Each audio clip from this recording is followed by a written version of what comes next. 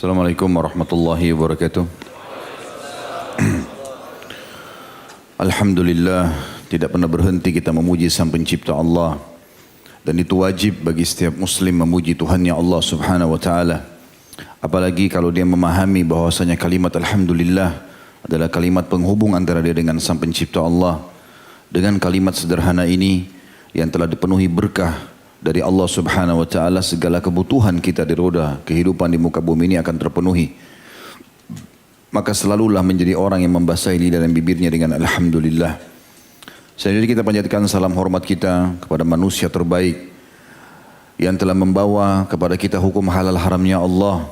Manusia yang paling layak dijadikan sebagai suri tauladan, sukses menjadi seorang suami, ayah, teman atau sahabat, menjadi seorang saudagar, politikus, apa saja yang kira-kira dikejar menjadi target di muka bumi ini telah diraih oleh manusia terbaik ini. Begitu pula puncaknya dia telah menjadi hamba yang terbaik dalam beribadah kepada Allah Subhanahu wa taala. Maka buah tidak akan jauh dari pohonnya. Allah Subhanahu wa taala telah memerintahkan kita menjadikannya sebagai suri tauladan, mengikuti dan menciplak hidup manusia terbaik ini adalah ibadah bagi kita. Begitu pula dengan mengucapkan salam hormat sebagai salah satu bentuk kepatuhan kepada Allah dan juga kecintaan kepada manusia terbaik ini adalah ibadah, di mana Allah Subhanahu wa taala akan membalas dengan 10 kali tambahan rahmat dengan 1 kali mengucapkan salam hormat. Dan rahmat Allah luas sekali. Masuk di dalamnya adalah pengampunan dosa, peninggian derajat dan pemenuhan segala kebutuhan. Maka juga selain memuji Allah alhamdulillah, marilah kita membacakan salawat dan taslim kepada Nabi besar Muhammad sallallahu alaihi wasallam. Dengan izin Allah Subhanahu wa taala, bahasan tentang manusia-manusia terbaik setelah para nabi, yaitu sahabat-sahabat Rasulullah SAW, sudah berjalan sekitar 40 orang yang dibahas. Dan kisah demi kisah telah memberikan pelajaran baru bagi kita. Orang-orang yang telah mendahului kita dan telah meninggal dalam keadaan Islam. Dan mereka adalah orang-orang yang paling layak menjadi suri tauladan. Para sahabat Nabi ini manusia biasa seperti kita. Kalau Nabi-Nabi memiliki kedudukan khusus, maka orang yang paling dekat dengan kita adalah para sahabat Nabi. Dan banyak sekali ragam kehidupan mereka dengan hikmah Allah Subhanahu wa taala. Ada figur seperti Abu Bakar, Ali bin Abi Thalib, Khadijah radhiyallahu anhum majma'in, Zaid bin Harithah. Semua ini dari awal Islam terbit cahayanya di Jazirah Arab, mereka sudah beriman dan langsung meyakininya. Serta ukiran-ukiran emas mencatat sejarah mereka. Ada juga orang yang berjalan dimulai dengan permusuhan dulu. Sangat benci dengan Islam. Lalu kemudian berjalanlah waktu, mereka terus memusuhi Islam sampai akhirnya mendapatkan hidayah. Dan bagaimana kiprah mereka setelah mengetahui kebenaran Islam. Seperti kasus Umar bin Khattab, kasus sahabat yang kita bahas pada siang ini insyaAllah, Abu Sufyan bin Harith radhiyallahu anhum ajma'in. Ada juga Ikrimah bin Abi Jahal dan beberapa orang-orang yang dasarnya awalnya penuh dengan permusuhan. Tapi akhirnya dapat hidayah. Sehingga dengan ragam keadaan ini, ada juga yang miskin, ada yang kaya, ada yang berkulit hitam, ada yang tampan, ada yang jelek, ada yang cacat. Banyak. Amr bin Jamuh cacat secara fisik. Bilal bin Rabah hitam ya, secara kulit atau warna kulitnya. Ada orang yang kaya raya, ada orang yang miskin. Banyak ragamnya. Semua itu sudah mewakili keadaan kita semuanya. Sehingga dari semua sisi kita bisa mengambil pelajaran. Kalau tidak dari sahabat ini, dari sahabat yang satunya. Kalau tidak dari yang satunya, kita ambil dari yang satunya lagi. Selalu saja pelajaran-pelajaran emas yang luar biasa. Teman-teman sekalian, menyebutkan tentang keutamaan sahabat ini tidak akan pernah habis. Dan Abdullah bin Mas'ud radhiyallahu anhu mengingatkan kepada kita, siapa yang ingin mengambil pelajaran sehingga dia punya panduan hidup, dia mengerti bagaimana melalui kehidupan ini sampai meninggal dan akhirnya di akhirat masuk surga, maka dia seharusnya mencontohi para sahabat Nabi ridwanullahi alaihim. Karena mereka adalah orang-orang yang sudah hidup mendampingi Nabi SAW. Kita mendampingi seorang figur saja, ahli ibadah, tiap hari dia bisa menasihatin kita, kita sudah merasa nyaman. Bagaimana orang-orang yang sempat hidup bersama Nabi SAW? Maka Abdullah bin Mas'ud mengingatkan kepada kita, mereka lah orang yang paling layak dijadikan sebagai suri tauladan. Nabi SAW mengingatkan kepada kita tentang kedudukan sahabatnya. Di antara hadis yang coba kita renungkan kembali ya. Kita coba memikirkan kembali bagaimana kedudukan mereka. Kata Nabi SAW, bintang-bintang itu adalah amanah bagi langit. Apabila bintang-bintang itu telah musnah, maka tibalah kiamat yang dijanjikan. Sedangkan aku adalah amanah bagi sahabat-sahabatku. Apabila aku telah pergi, maka tibalah apa yang telah dijanjikan Allah akan terjadi kepada para sahabatku. Ya, artinya setelah Nabi SAW meninggal akan ada perselisihan di antara mereka. Tetapi semua masih dalam koridor saling mengingatkan satu sama yang lain. Dan juga jadi pelajaran. Ya, kasus yang terjadi antara Ali bin Abi Thalib dengan Muawiyah, Ali bin Abi Thalib dengan Aisyah radhiyallahu anha majma'in. Ini adalah pelajaran-pelajaran bagi umat. Lalu kata Nabi SAW, sedangkan para sahabatku adalah amanah bagi para umatku. Sehingga apabila sahabat-sahabatku telah pergi, maka akan datanglah sesuatu atau perselisihan dan perpecahan yang ditentukan Allah bagi umatku atau yang sudah ditentukan atau ditakdirkan oleh Allah Subhanahu wa taala karena tidak maunya mereka kembali kepada wahyu. Hadis ini sahih diriwayatkan oleh Imam Muslim. Ya. Sampai ada hadis yang mulia juga yang berbunyi dan ini disahihkan oleh para ulama hadis. Kata Nabi SAW, nanti akan datang sepeninggalku orang-orang di antara kalian berperang. Kemudian mereka bertanya, karena ada sahabat-sahabatku, karena mereka sahabat-sahabatku, maka akhirnya Allah berikan kemenangan. Dan akan datang setelah itu generasi setelahnya, mereka bertanya satu sama yang lain, ada enggak di pasukan sahabat yang pernah menjadi sahabatnya Rasulullah SAW, para tabi'in. Maka mereka temukan ada dan Allah berikan kemenangan gara-gara keberadaan orang itu yang pernah menjadi muridnya sahabat. Kemudian datang lagi generasi setelahnya. Lalu mereka bertanya di pasukan, apakah ada di pasukan orang yang pernah menjadi sahabatnya sahabat Rasulullah, tabi'in. Maka mereka temukan ada, maka Allah SWT pun memberikan kemenangan. Saking berkahnya generasi ini. Kata para ulama, andai saja ada 1-2 orang menonjol di satu wilayah, kemudian mereka menjadi tokoh, menjadi contoh, mungkin sudah menjadi satu kebanggaan. Yunani sampai sekarang masih membanggakan Aristotelesnya, walaupun pemikiran filsafat yang jauh sekali dari beriman kepada Allah, tapi jadikan sebagai sebuah simbol. Berapa banyak negara, wilayah membanggakan orang yang bisa menjadi contoh saja, atau mungkin namanya pernah ya, tercuat atau terangkat di tengah-tengah masyarakat. Tapi ini sahabat satu generasi. Kita bicara sahabat yang benar. Tidak masuk dalamnya orang-orang yang kotor seperti para munafikin. Walaupun mereka hidup di zaman Nabi SAW. Karena syarat sahabat sudah kita jelaskan. Mereka harus melihat Nabi SAW atau bertemu secara langsung. Lalu beriman dan meninggal dalam keadaan iman tersebut. Sementara kaum munafikin tidak beriman kepada Nabi SAW. Mereka berpura-pura saja. Generasi ini satu generasi semua layak untuk dijadikan sebagai suri tauladan. Semua hidup mereka adalah pelajaran-pelajaran besar. Juga dalam hadis Nabi SAW disebutkan dalam silsilah hadis sahih nomor 234. Kata Nabi SAW, barang siapa yang mencela para sahabatku, maka dia berhak mendapatkan laknat dari Allah, laknat dari para malaikat dan laknat bagi seluruh manusia. Ya, artinya Allah SWT akan angkat berkah hidupnya kalau justru berselisih dengan para sahabat. Nah, oleh karena itu kita berkumpul dan alhamdulillah hampir setiap bulan Allah mudahkan satu demi satu nama sahabat kita pelajari untuk justru menghindari hadis seperti ini. Artinya jangan sampai kita kena laknat justru karena kita tidak faham siapa sahabat lalu kita mencaci makinya. Karena ada orang subhanallah memang sifatnya buruk. Belum kenal, belum tahu atau baru kenal sedikit sudah mencaci saja. Dan lebih parah lagi mereka berani mencaci maki bahkan orang yang sudah meninggal. Sementara Nabi SAW mengatakan, udhkuru mahasina mautakum. Sebut kebaikan jenazah kalian. Bukan disuruh sebut keburukannya. Kalaupun dia betul-betul buruk seperti kasus Fir'aun, Haman, Qarun yang disebutkan dalam Al-Quran itu Allah sebutkan, maka kita boleh sebutkan. Tapi kalau kerabat kita sudah meninggal dunia sudah cukup. Kita jadikan pelajaran, oh ternyata orang ini salah, jangan kita ikuti. Ini penting untuk dipelajari. Bagaimana dengan para sahabat ridwanullah yang sudah berkorban untuk Nabi SAW. Sampai Iyas Al-Muzani rahimahullah pernah menerima sebutir apel atau satu buah apel dari tangan Anas bin Malik radhiyallahu anhu majma'in, sahabat Nabi yang mulia, pembantu Nabi SAW. Waktu itu Anas bin Malik sudah tua sekali, umurnya di atas 90 tahun. Rambutnya putih semua, alisnya putih, jenggotnya putih.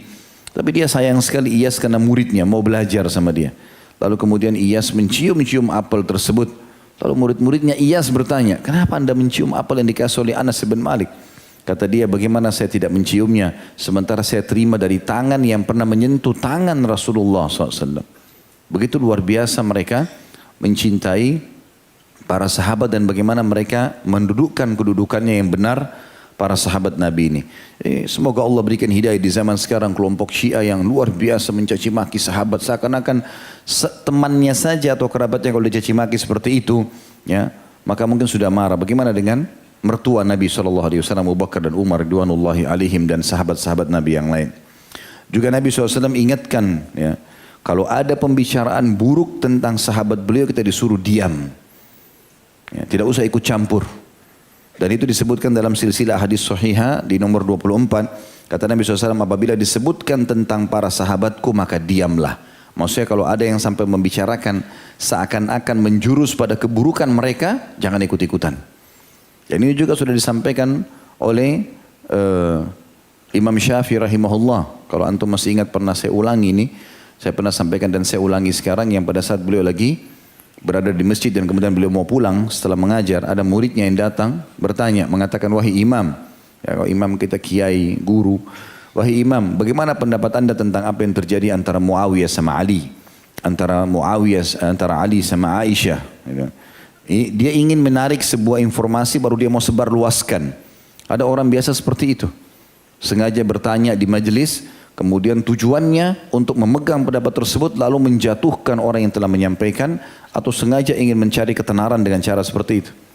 Ya, karena tidak mungkin bagi orang-orang yang busuk hatinya seperti ini mendapat ketenaran dengan cara yang normal. Maka dia harus mencari orang yang bisa dijadikan sebagai pegangan supaya dia bisa terkenal. Itu banyak terjadi sampai zaman kita sekarang. Imam Syafi'i rahimahullah ulama besar. Sekarang saja namanya sudah luar biasa. Zaman itu juga sudah sangat dikenal. Maka sengaja dia datang mengatakan, bagaimana menurut anda? Dia berharap Imam Syafi'i menyalahkan salah satunya. Maka beliau rahimahullah dengan hikmah yang luar biasa, dengan ilmu yang luas menjawab. Kata beliau, bacalah firman Allah subhanahu wa ta'ala. Allah ulangi 2 kali ayat ini dalam surah Al-Baqarah. A'udzu billahi minasyaitonir rajim. Tilka ummatun qad khalat laha ma kasabat wa lakum ma kasabtum wa la tus'aluna amma kanu ya'malun. Itu umat yang telah berlalu. Allah mengatakan, ini tentang umat-umat sebelum kita. Ambil pelajaran dari mereka, sudah selesai. Ya. Ashabul Kahfi ambil pelajaran. Kaum Nabi Nuh, kaum Thamud, kaumnya Nabi Saleh, kaum Hud, kaum Ad, kaumnya Nabi Hud, ambil pelajaran dari mereka. Ambil pelajaran sudah cukup. Tidak perlu mencari tahu anjingnya, warnanya apa, Ashabul Kahfi, ya. Atau mungkin siapa saja namanya, kecuali dinukil kepada kita. Kalau tidak ya sudah, gitu kan. Ambil pelajaran dari mereka. Itu umat-umat telah berlalu. Mereka mendapatkan apa yang mereka dapatkan dan kalian akan mendapatkan apa yang kalian dapatkan, apa yang kalian lakukan. Kalau mereka buruk sudah dihukum sama Allah SWT. Kalau mereka benar mereka sudah dapat pahala. Dan kalian juga akan diminta pertanggungjawaban atas perbuatan kalian. Maka jangan sibukkan diri kalian menanyakan keadaan mereka. Itu firman Allah 2 kali diulangi dalam surah Al-Baqarah. Ya. Kalau saya tidak salah di ayat 134. Ya, itu diulangi lagi 10 atau berapa ayat setelahnya 2 kali diulangi oleh Allah Subhanahu wa ta'ala. Jadi kita harus teman-teman sekalian kalau mempelajari para sahabat, kita mengambil pelajaran-pelajaran besar dari mereka dan kita selalu tetap mengucapkan seperti yang Allah ucapkan kepada mereka, radhiyallahu anhum wa radu'an. Allah ridho kepada mereka semua dan mereka pun ridho kepada Allah Subhanahu wa ta'ala. Ulama ahli sunnah wal jamaah sepakat mengatakan semua sahabat itu udul, mereka semua terpercaya. Ya, walaupun orang yang baru masuk Islam di antara mereka. Kita akan bicara sekarang sosok seseorang teman-teman sekalian yang merupakan sepupu Nabi alaihi salatu wassalam. Salah satu kerabat beliau, Abu Sufyan ibn Al-Harith radhiyallahu anhu. Dan ini bukan Abu Sufyan ibn Harb. Ya, harus dibedakan. Abu Sufyan ibn Harb itu yang terkenal sering disebut Abu Sufyan, Abu Sufyan. Ayahnya Muawiyah radhiyallahu anhu ajma'in, dan bukan dia. Kita sedang membahas orang yang lain. Ini adalah Abu Sufyan ibn Al-Harith bin Abdul Muttalib. Al-Harith adalah anak pertamanya Abdul Muttalib. Dan Abdullah ayah Nabi SAW adalah anak terakhir Abdul Muttalib. Jadi ini ayah sama ayah saudara. Ya. Dan ini adalah sepupu Nabi SAW. Dia juga sekaligus sebagai saudara susu Nabi SAW selain sepupu. Karena sama-sama disusui oleh Halimah Sa'diyah. Ya. Beliau lahir di tahun 571 Masehi dan wafatnya 636 Masehi. Tepatnya wafatnya di tahun 20 Hijriyah. Di zaman khilafahnya Umar dan Umar mensolati jenazahnya pada saat meninggal. Dia teman-teman sekalian, saya coba mencari nama istrinya tapi saya belum menemukan, mungkin sebatas ilmu saya. Tapi saya menemukan cuma nama anaknya. Salah satu anaknya yang masyhur yang masuk Islam dan meninggal adalah Ja'far. Bernama Ja'far. Ya. Orang ini ada satu statement Nabi SAW yang menarik. Dan itu kita sebutkan di flyer kita, judul daripada tablik akbar kita ini. Yaitu, kata Nabi SAW, Abu Sufyan bin Harith min ahli. Arju an yakuna khalafan min Hamzah. Abu Sufyan ibn Harith adalah bagian dari keluargaku. Aku berharap ia bisa menjadi pengganti Hamzah. Tapi namanya kita membahas biografi, kita akan rentet jauh ke belakang dulu. Teman-teman sekalian, Abu Sufyan ini dari kecil teman main Nabi SAW. Selalu sama-sama. Terus sama-sama sampai remaja.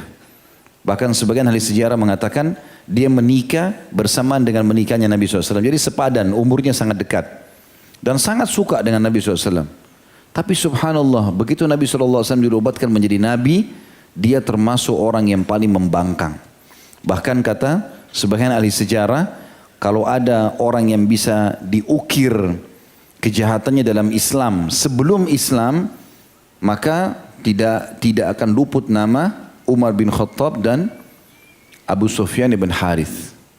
Kalau Umar bin Khattab keluar radhiyallahu anhu untuk membantu orang-orang menyiksa muslimin, tapi akhirnya dapat hidayah radhiyallahu anhu ajma'in. Kemudian Abu Sufyan bin Harith lebih jauh daripada itu, karena dia adalah seorang penyair yang unggul. Selalu syair-syairnya sangat bagus. Dia bisa menyebutkan syair yang panjang dan isinya kalau hinaan-hinaan semuanya. Dan susah untuk dibantah oleh orang-orang. Plus lagi dia penunggang kuda yang mahir. Sehingga dia memerangi Islam dengan dua hal yang dia miliki itu. Dengan lisannya yang tajam dan juga dengan keterampilan kudanya. Banyak sekali syair-syairnya yang menjelek-jelekan Islam. Bahkan pada saat terjadi pengusiran suku Nadhir dari Madinah, itu yang paling menonjol menyebutkan syair menghina Nabi SAW dan Islam adalah Abu Sufyan ini. Hampir setiap hari dia selalu dekat Ka'bah menyebutkan syair-syairnya. Dan syair-syair ini menghina Nabi SAW, menghina Islam. Sampai Nabi SAW sendiri serba salah dengan orang ini. Karena sepupunya, teman mainnya dari kecil. Dan kadang-kadang subhanallah kita temukan begitu. Ada orang yang kita anggap dekat sama kita ternyata malah mereka jadi jahat, ya, mereka berubah. Kuasa Allah SWT. Makanya Nabi Muhammad SAW teman-teman selalu membaca doa berulang-ulang. Ya muqallibal qulub tsabbit qalbi ala dinik. Wahai yang membolak-balikkan hati, kokohkanlah hatiku ya di atas agamamu ini. Sampai pernah Nabi SAW ulangi terus doa itu. Aisyah bertanya, ya Rasulullah, kenapa anda baca doa ini terus? Artinya bukan Aisyah memungkiri doa, tapi beliau mengatakan, kenapa anda berdoa begini terus? Sementara anda siapa sudah diampuni dosa anda yang lalu dan akan datang. Maka kata Nabi SAW, wahai Aisyah, siapa yang bisa mendapat jaminan tentang tidak terbolak-balikan hati, sementara hati manusia berada di dua jari-jari dari jari-jari Allah Subhanahu Wa Taala. Bisa saja orang subhanallah tiba-tiba berubah. Itu Nabi saja, apalagi kita, gitu kan? Jangan teman-teman sekalian baru belajar setahun, 2 tahun, 3 tahun agama terus kemudian tiba-tiba merasa diri hebat, pintar, lalu menyalahkan orang sana sini. Ya. Mungkin antum tidak sadar itu permainan syaitan yang membolak-balikkan hati sehingga meninggalkan agama Allah Subhanahu Wa Taala, membenci orang-orang beriman, menyebarkan aib, melakukan segala macam permasalahan. Ini berbahaya. Ini. Dan ini masuk dalam dosa syubhat. Kalau dosa syahwat, dosa diikuti hawa nafsu seperti zina, bohong, itu masih bisa orang taubat karena dia tahu dirinya salah. Tapi kalau dosa syubhat, ini bahaya sekali. Syubhat, dia pikir dirinya benar padahal salah. Ghibah itu menceritakan aib orang, dosa besar padahal ada padanya. Sampai kata Nabi SAW, ghibah itu adalah engkau menceritakan yang ada pada saudaramu, memang ada padanya. Baik cacat fisik, baik karakter, baik apa saja, itu nggak boleh dicerita. Kalau tidak ada jadi fitnah, maka itu diharamkan dalam Islam. Tapi banyak orang di majelis ilmu tidak sadar kalau dia sedang berbuat dosa besar itu. Dia pikir dia sedang ada di masjid, dia sudah mulai multazim, sudah mulai ada jenggot, sudah mulai sholat. Ternyata dia terjerumus dalam dosa yang berat. Ya. Saya ingatkan kembali teman-teman, hati-hati karena banyak orang begitu berbolak-balik menjadi musuh. Tadinya sahabat dekat hanya karena hawa nafsu syaitan yang masuk kepada dia dan dosa syubhat ini. Kata Nabi SAW, riba 73 tingkatan. Tingkatan yang paling rendahnya seperti orang berzina dengan ibunya sendiri. Berat sekali. Lalu kata Nabi SAW, dan tingkat tertingginya 73 adalah setara dengan mencoreng kehormatan seorang muslim atau menceritakan aibnya. Kalau kita tidak tahu jangan bicara. Kalau kita tahu pun nasihati dia baik-baik, kemudian kita diam. Imam Ahmad rahimahullah pernah mendatangi seorang muridnya tengah malam. Sudah menjelang subuh. Orang lagi tidur semuanya. Dia datang, dia ketuk pintu, muridnya lalu bertanya, siapa? Malam-malam begini datang. Dia bilang Ibnu Hanbal. Ibnu Hanbal, dia tidak bilang Ahmad, gurumu, enggak. Dia bilang Ibnu Hanbal, guru saya. Dibuka pintu, ada apa guru, kenapa anda datang? Lalu Imam Ahmad pun menunjukkan isyarat dengan mulutnya. Suruh diam, jangan ribut. Lalu dia bilang, saya pun pelan-pelan di dekatnya Imam Ahmad nih. Lalu saya persilahkan masuk. Dia jalan pelan-pelan, jingkrak-jingkrakkan kakinya pelan-pelan. Jalan, saya pun ikut pelan-pelan jalan di belakangnya, tengah malam. Kemudian setelah itu, ini muridnya pikir Imam Ahmad tidak mau bangunkan orang. Gitu. Kemudian dia bilang, saya persilahkan duduk. Imam Ahmad duduk dengan pelan-pelan di kursi itu. Gitu. Saya pun duduk di sebelahnya dengan pelan-pelan. Lalu saya menanyakan, ada apa wahai imam? Saya berbisik-bisik. Kata Imam Ahmad, tadi siang ada sesuatu yang menggelitik hati saya. Perbuatanmu ini ada sesuatu yang mengganggu hati saya. Kata orang itu, apa itu imam? Saya berbuat dosa kah? Kebetulan muridnya Imam Ahmad yang paling terkenal ilmunya orang ini. Orang ini sangat luar biasa, tiap hari nulis hadis, tiap hari hafal. Sampai Imam Ahmad izinkan dia buka halaqah. Ya, sudah boleh isi pengajian. Maka kata Imam Ahmad, tadi siang saya lewat di majelismu, kau sedang mengajarkan murid-muridmu, kau berada di bawah pohon, murid-muridmu diterik matahari. Maka jangan kau lakukan itu. Kalau mereka panas, kau panas. Kalau kau ternaungi, mereka ternaungi. Gitu kan? Maka kata Imam Ahmad, itu saja yang saya mau ingatkan kepada kamu. Lalu Imam Ahmad, kata muridnya ini, jazakallah khair. Imam Ahmad keluar dengan pelan-pelan, jingkrak lalu pergi. Apa kata para ulama? Imam Ahmad melakukan ini karena dia ingin menasehati saudaranya muslim hanya berdua dan tidak ada yang tahu. Begitu loh caranya, polanya. Bukan ribut sana sini, akhirnya menunjukkan dirinya hebat dan seterusnya, ini bahaya. Ya. Nabi SAW, orang yang terpercaya di Mekah, orang yang paling sempurna fisiknya, akhlaknya, terkenal kaya raya, baik, jalur nasabnya baik.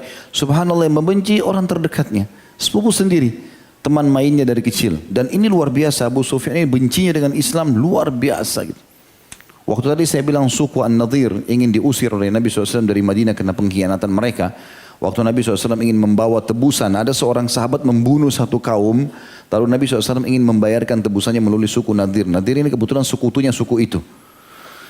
Maka Nabi SAW duduk di bawah rumah salah seorang di antara mereka, maka mereka mengatur strategi untuk lemparin batu dari atas untuk membunuh Nabi SAW. Maka Nabi SAW pun akhirnya dapat wahyu, beliau pergi, kemudian membentuk pasukan mengepung suku Nadir, minta orang yang mau lempar batu dari atas rumah itu diserahkan. Karena mereka tidak mau akhirnya dikepung sampai mereka semua terusir dari Madinah. Itu orang Yahudi, nggak ada hubungannya sama Abu Sufyan. Abu Sufyan nyusun syair-syair yang sangat menyakiti Nabi SAW. Ya, kejarannya cuma harta, karena kan ada ghanimah, harta rampasan perang didapat waktu itu. Rumah-rumahnya suku Nadir, hewan-hewan tunggangannya diambil semua oleh kaum muslimin. Harta rampasan perang karena mereka berbuat perkhianatan. Maka Abu Sufyan nulis syair, kalau muslimin dan engkau hai Muhammad, Nabi SAW disakiti hatinya. Berfikir masalah harta, ingin mengejar ini dan mengejar itu, dijelek-jelekin selalu. Syair-syair. Tentu di syair semua tidak perlu kita bahas, tidak perlu kita baca ya. Tapi ada syair-syair yang disebutkan seperti itu. Dan dan Nabi SAW karena melihat ada Abu Sufyan ibn Harith dan ada banyak sekali penyair-penyair dari orang Quraisy yang berusaha menyerang Nabi SAW dengan syair. Dan zaman dulu syair itu mirip sampai kita sekarang media sosial ya. Jadi mirip sama TV, mirip kayak sekarang YouTube, Instagram, seperti itu. Penyair itu kalau sudah nyebutin satu syair, itu tersebar tiba-tiba. Kayak kita sekarang gitu, tiba-tiba tampil satu informasi sudah menyebar kemana-mana. Ya. Maka penyair ini pada zaman itu seperti media. Makanya Nabi SAW juga menyiapkan penyair beliau. Yaitu Hasan ibn Thabit radhiyallahu anhu. Hasan ibn Thabit ini orang selalu membela Nabi SAW. Tapi begitu muncul Hasan ibn Thabit, yang paling pertama menjelek-jelekannya adalah Abu Sufyan ibn Harith. Terus saja orang ini menjelekkan Nabi SAW. Di antara yang dinukil, ya, dia mengatakan untuk menghina Hassan ibn Thabit, penyair Nabi SAW, dia mengatakan, ayahmu seorang ayah yang buruk dan pamanmu juga begitu. Kebetulan Hassan ibn Thabit, ayahnya Thabit ini juga seorang penyair, pamannya juga begitu dan dikenal. Tapi untuk menjelekkannya maka dikatakan, ayahmu jelek, buruk, pamanmu juga jelek. Engkau tidak lebih baik daripada ayah dan pamanmu juga. Kau pun sama dengan mereka. Sungguh orang yang paling berhak untuk tidak kamu celah lantaran keburukan yang ada pada dirinya adalah orang yang mendapati ayahnya seperti dirinya. Artinya, kalau kau mau balas syairku ini, nggak ada gunanya buat kau. Karena ayahku lebih terkenal daripada ayahmu, pamanku lebih terkenal daripada pamanmu, dan aku seperti mereka. Seperti itu dia membahasakannya. Lalu dibalas oleh Hassan ibn Thabit radhiyallahu anhu mengatakan, bukankah telah kusampaikan surat kepada Abu Sufyan tentangku, apa yang tersembunyi kini menjadi terang. Artinya, kalaupun kau mengatakan seperti apa yang kau katakan, ayahku buruk, pamanku buruk, tapi kau harus tahu, aku sekarang muslim. Dan itu jauh lebih baik daripada pembanggaan nasab seperti yang kau nisbatkan itu. Engkau telah mengejek Muhammad, lalu kubuat bantahan dan di sisi Allah atas hal itu kuharap balasan. Artinya, aku membela Nabi SAW walaupun kau jelekkan itu sepupumu sendiri, kerabatmu sendiri, dan aku berharap pahala dari sisi Allah. Kamu mengejeknya sedang kamu dengannya tidak sepadan. Kalaupun kau jelekkan Muhammad, tidak usah bawa-bawa saya. Kamu sama Nabi kami jelas tidak sepadan. Karena yang satu jelek dan yang satu terpuji. Artinya kau jelek sementara Nabi SAW adalah orang yang terpuji.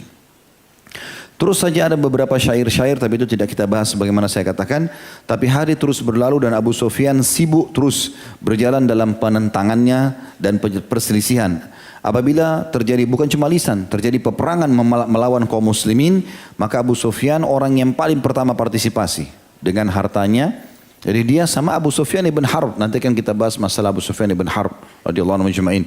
Dua-duanya Abu Sufyan terkenal dengan dua Abu Sufyan penyerang Islam. Ya, tapi yang satu tentu punya pola, yang satu punya pola. Maka dia selalu ikut dengan hartanya, dia ikut dengan pedangnya. Ya, sampai-sampai di perang Badr dia hadir, di perang Uhud dia semua peperangan melawan kaum muslimin dia hadir. Ya. Kemudian setelah itu berjalan waktu sampai akhirnya kekuatan muslimin mulai menguat. Ringkas ceritanya di Jazirah Arab, karena mulai pasukan Quraisy terpukul itu setelah terjadinya perang Ahzab, ya, atau perang Khandaq. Karena mereka datang dengan 10.000 pasukan kuda, tapi mereka terpukul mundur setelah 43 atau 44 hari mengepung Madinah, dan mereka terusirkan dengan angin yang kuat mengusir mereka pada malam itu. Ini juga ada kisah sendiri tentunya di dalam kajian sirah sudah saya sampaikan, dan masuk Islamnya Naim bin Mas'ud radhiyallahu anhu ajma'in itu merupakan salah satu penyebab dari menangnya kaum muslimin.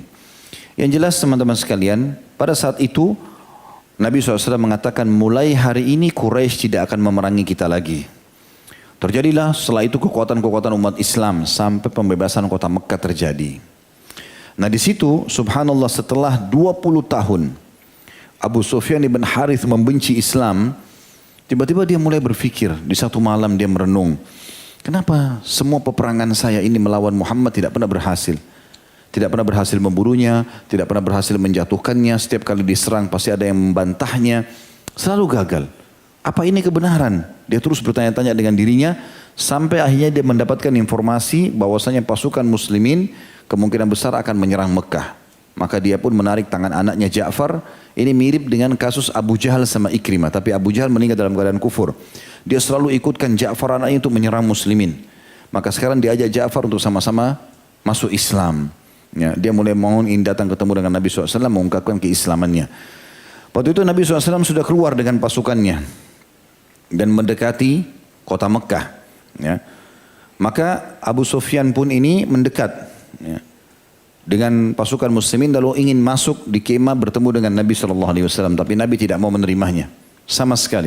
Karena Nabi SAW sudah tahu orang ini buruk. Sampai Ummu Salamah radhiyallahu anha istri Nabi SAW yang menemani Nabi SAW pada saat itu mengatakan, ya Rasulullah, keduanya anak pamanmu. Betul ada dua orang datang. Abu Sufyan bin Harith bin Abdul Muttalib dan Abdullah bin Abi Umayyah bin Al-Mughirah. Dua-dua adalah sepupu Nabi SAW. Dua-duanya jahat dengan Islam. Mereka mau syahadat. Nabi SAW tolak. Kata Nabi SAW dengan jawaban yang jelas, aku tidak memerlukan mereka berdua. Putra pamanku itu telah menodai kehormatanku.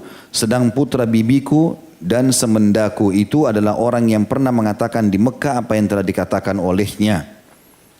Maka Nabi SAW menolak terus. Dia tunggu Nabi keluar kemah, dikejar, Nabi SAW buang muka. Nggak mau sama sekali, nggak bisa menerima lagi. Dan ini manusiawi sekali. Karena Nabi SAW manusia biasa, cuma beliau dinobatkan menjadi Nabi gitu kan. Tidak ada wahyu yang menegurnya. Pada saat itu maka Nabi SAW terbawa dengan perasaan menganggap orang ini sangat jahat, menjelek-jelekan Islam, memerangi kaum muslimin, semua peperangan selalu dia hadir, lisannya tajam. Maka Nabi SAW tolak dia. Sampai akhirnya Abu Sufyan mengambil inisiatif. Kebetulan dia punya anak kecil yang masih sekitar 5-6 tahun, dibawa sama dia waktu itu. Maka dia mengatakan di depan kemah Nabi SAW, andai saja Rasulullah tidak mau menerimaku, maka aku akan putuskan tangan kedua anakku ini.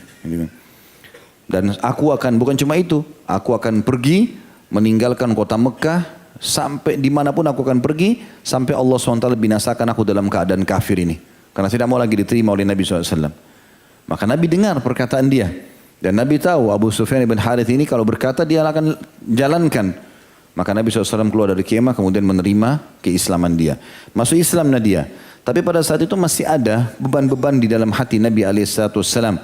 Ini mirip dengan kasus waktu Nabi SAW merasa masih ada beban dengan masuk Islamnya Wahsy, orang yang telah menombak pamannya di perang Uhud, gitu kan? Waktu dia masuk Islam, Nabi SAW terima syahadat, lalu Nabi SAW mengatakan, berpalinglah dariku hai Wahsy, karena kalau aku melihatmu aku akan mengenang ya pamanku, gitu kan? Tapi Nabi SAW terima keislamannya.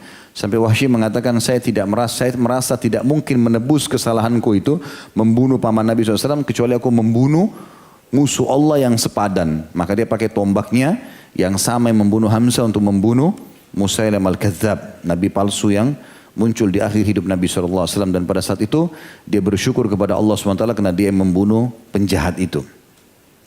Tapi yang jelas pada saat itu setelah masuk Islam, Abu Sufyan mulai merangkai syair-syairnya yang masyhur untuk memuji Islam, memuji muslimin, dan ingin menunjukkan kepada Nabi SAW keseriusannya. Di antara syair-syair dia mengatakan, demi Tuhan, saat di hari di mana panji aku bawa agar pasukan Muhammad dikalahkan pasukan Lat. Maksudnya pasukan Lat. Lat ini nama Tuhan mereka. Lat diambil dari kata-kata ilah. Mereka panggil dulu patung-patung mereka dengan Al-Lat wal Uzza. Diambil dari kata-kata Izza. Sifat-sifatnya Allah SWT. Dia bilang dulu waktu saya memegang bendera untuk memerangi pasukan Muhammad, bagai pejalan kebingungan di malam gelap gulita, kini saatnya aku ditunjuki dan mendapatkan petunjuk tiba. Artinya dulu itu aku betul-betul gelap, bodoh, nggak ngerti apa-apa, dan sekarang aku sudah mendapatkan petunjuk. Sang penuntun menuntunku di jalannya Allah atau di jalan Allah. Padahal dengan bengis dan kejam aku mengusirnya. Maksudnya begitu luar biasanya Nabi SAW ini. Sampai-sampai aku dulu begitu bengis mengusirnya, memeranginya. Tapi toh dia juga menuntunku ke jalan Allah. Aku diseru dan dianggap bagian dari dirinya. Bahkan Nabi SAW tetap mengakui aku sebagai sepupunya dan kerabatnya. Sekalipun aku tidak kaitkan diriku dengannya. Sekalipun aku pada saat itu mengatakan dia bukan sepupuku, dia begini, aku membencinya. Sementara aku menghalangi dan berpaling darinya. Mereka bukan orang yang berucap dengan hawa nafsunya. Padahal Nabi SAW itu orang yang baik, tidak berucap dengan hawa nafsunya. Siapa seperti itu meski pandai kan didustakan tercelah. Ingin kurai kerelaan mereka meskipun tak akan menyertainya. Siapapun yang melakukan perbuatan seperti Nabi SAW pasti akan ada yang mencelahnya. Dan aku termasuk itu. Tapi sekarang aku sudah masuk Islam, aku ingin meraih ridhonya dan menyertainya. Aku berusaha menjadi orang yang baik. Selama aku belum diberi petunjuk di setiap kesempatan, katakanlah pada Thaqif, aku tidak ingin memeranginya, dan katakan pada Thaqif, itu selainku atau yang lainnya. Bukan dalam pasukan yang menebaskan atau menewaskan Amir aku berada, bukan ulah lisan, bukan pula tanganku penyebabnya. Maksudnya di sini adalah Thaqif, ya, suku yang ada di kota Taif, 80 km dari Mekah, gitu kan. Nanti kita ceritakan dia termasuk ikut dalam peperangan tersebut. Artinya dia mau mengatakan kalau seandainya saya ini harus membuktikan dengan memerangi Thaqif, maka saya akan ikut memeranginya. Walaupun Thaqif dulu adalah sekutu dia, ya, partner dia dalam bisnis, ya. Orang-orang dekat dengan dia, ada pernikahan antara Quraisy dengan orang-orang Thaqif dan seterusnya. Dia katakan sejumlah kabilah datang dari negeri yang jauh jaraknya, para pemuka kaum datang dari Siham dan Sardad pula. Artinya banyak orang yang datang masuk Islam dan aku akhirnya lebih menyadari bahwasanya ini adalah kebenaran yang harus diikuti. Ibnu Hisham menukil dalam kitab sirahnya, ditambahkan riwayat dia mengatakan, dan ia menunjukku atau menunjukkanku kepada kebenaran orang yang telah aku usir sejadi-jadinya. Maka pada saat mendengar syair-syair ini, Nabi SAW mendekati dia sambil menepuk dadanya mengatakan, engkau lah yang telah mengusirku sejadi-jadinya. Ya, kata sebagian ulama hadis yang dimaksud dengan perkataan Nabi SAW adalah waktu Nabi ingin menyerang atau ingin hijrah ke Madinah, maka Abu Sufyan ibn Harb mengiklankan siapa yang menangkap Muhammad hidup-hidup atau mati 100 ekor unta. Maka Abu Sufyan ibn Harith juga mengatakan hal yang sama. Artinya ada 200 ekor unta nanti nih. Ya, karena dia betul-betul ingin memotivasi orang untuk membunuh Nabi SAW. Makanya Nabi SAW mengatakan, engkau lah yang benar-benar telah menjadikan hal tersebut. Ya, artinya engkau telah mengusirku benar-benar dari kejadian tersebut. Tapi subhanallah, Allah subhanahu wa ta'ala memberikan hidayah. Setelah 20 tahun akhirnya Nabi SAW terima syahadatnya. Mulailah dia tunjukkan kebaikan. Dan nanti akan kita bahas dalam durus wal ibar. Pelajaran kita bagaimana taubat nasuha itu. Dan dicontohkan oleh sahabat yang mulia ini. Setelah dia syahadat, air matanya selalu menetes setiap hari. Dan setiap ada kesempatan ibadah dia selalu ibadah maksimal. Sampai dinukil dia saking cintanya dengan ibadah setelah masuk Islam. Dinukil dalam sebuah riwayat kata Sa'id bin Musayyib rahimahullah. Ini salah satu ulama tabi'in, bahwasanya Abu Sufyan bin Harith dinukil pernah sholat setengah hari di musim panas. Jadi lagi panas terik matahari, lagi keringatan, dia tetap sholat. Dari mulai waktu duha sampai menjelang waktu yang dimakruhkan atau menjelang waktu duhur. Kemudian dia berhenti, lalu dia sholat duhur, habis sholat duhur dia sholat lagi sampai menjelang asar. Dan maksudnya adalah sholat-sholat sunnah ya. Dia melakukan beragam macam sholat sunnah yang dia lakukan walaupun tidak disebutkan sholat apa itu. Dan dia terus saja mengeluarkan hartanya, menggunakan lisannya untuk membela Islam dan kaum muslimin. Puncaknya Nabi SAW menerima permintaan maaf dia. Ya. Setelah dia kan masuk Islam pas pembebasan kota Mekah. Setelah beberapa hari itu, 19 atau 20 hari setelah pembebasan kota Mekah, maka Nabi SAW membentuk pasukan baru, pasukan yang sudah ada 10.000 orang, yang dari Madinah ditambah 2.000 yang baru masuk Islam untuk menyerang suku Hawazim. Thaqif tadi ya, kota Taif. Maka disitulah terbukti bagaimana ya, kesetiaan Abu Sufyan bin Harith radhiyallahu anhu. Maka dia pun ikut bersama Nabi SAW. Dan uniknya dalam peperangan ini sudah pernah kita jelaskan teman-teman. Sebab ini perang sangat besar dalam Islam, perang Hunain setelah pembebasan kota Mekah. Perang ini melawan suku Hawazim. Suku Hawazim jumlahnya sangat banyak dan kaum muslimin juga banyak. Muslimin mencapai 12.000 orang, Hawazim juga 12.000 orang. Tapi Hawazim berjumlah hampir 30.000 orang karena seluruh wanita dan anak-anak disuruh ikut juga di pasukan perang oleh pimpinan mereka. Supaya laki-lakinya yang berperang malu untuk melari dari kancah peperangan karena ada perempuan dan ada anak-anak. Dan perempuan dan anak-anak ditaruh di belakang pasukan sehingga kelihatannya pasukan itu banyak gitu kan. Padahal mereka perempuan dan anak tidak ikut berperang. Ringkas cerita pada saat itu turunlah pasukan muslimin di lembah Hunain namanya. Rupanya lembah ini sudah dikepung oleh suku Hawazim dan mereka sudah buat parit-parit, lubang-lubang, terus mereka tutup dengan pelapa-pelapa kurma, di atasnya ditaruh ya tanah-tanah pasir sehingga mereka sembunyi di dalam. Jadi kalau pasukan muslimin lewat bisa ditusuk dari bawah. Begitu juga di lereng-lereng gunung mereka lakukan itu. Nabi SAW menyuruh dari 12.000 pasukan ini, rupanya ada di antara sahabat yang bicara, kita tidak akan mungkin kalah dengan jumlah ini.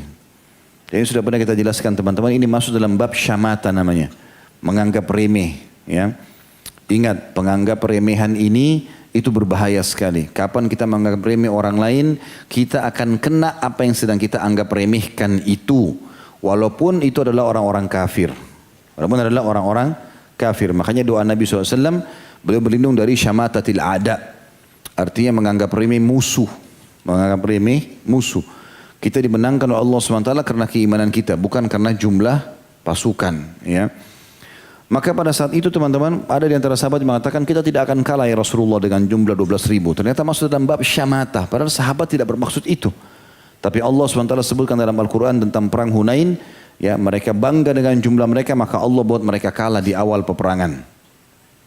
Nabi SAW memberhentikan pasukan di atas lembah Hunain. Lembah Hunain ini sekarang dekatnya Mikot Ji'rana namanya ya. Sekitar 30 km dari wilayah haram Mekah. Ya. Jadi agak menuju ke kota Taif. Maka lembah itu agak curam. Turunlah pasukan, disuruh oleh Nabi SAW 1.000 orang pertama dari Bani Sulaim. Dipimpin oleh Khalid bin Walid radhiyallahu anhu majma'in.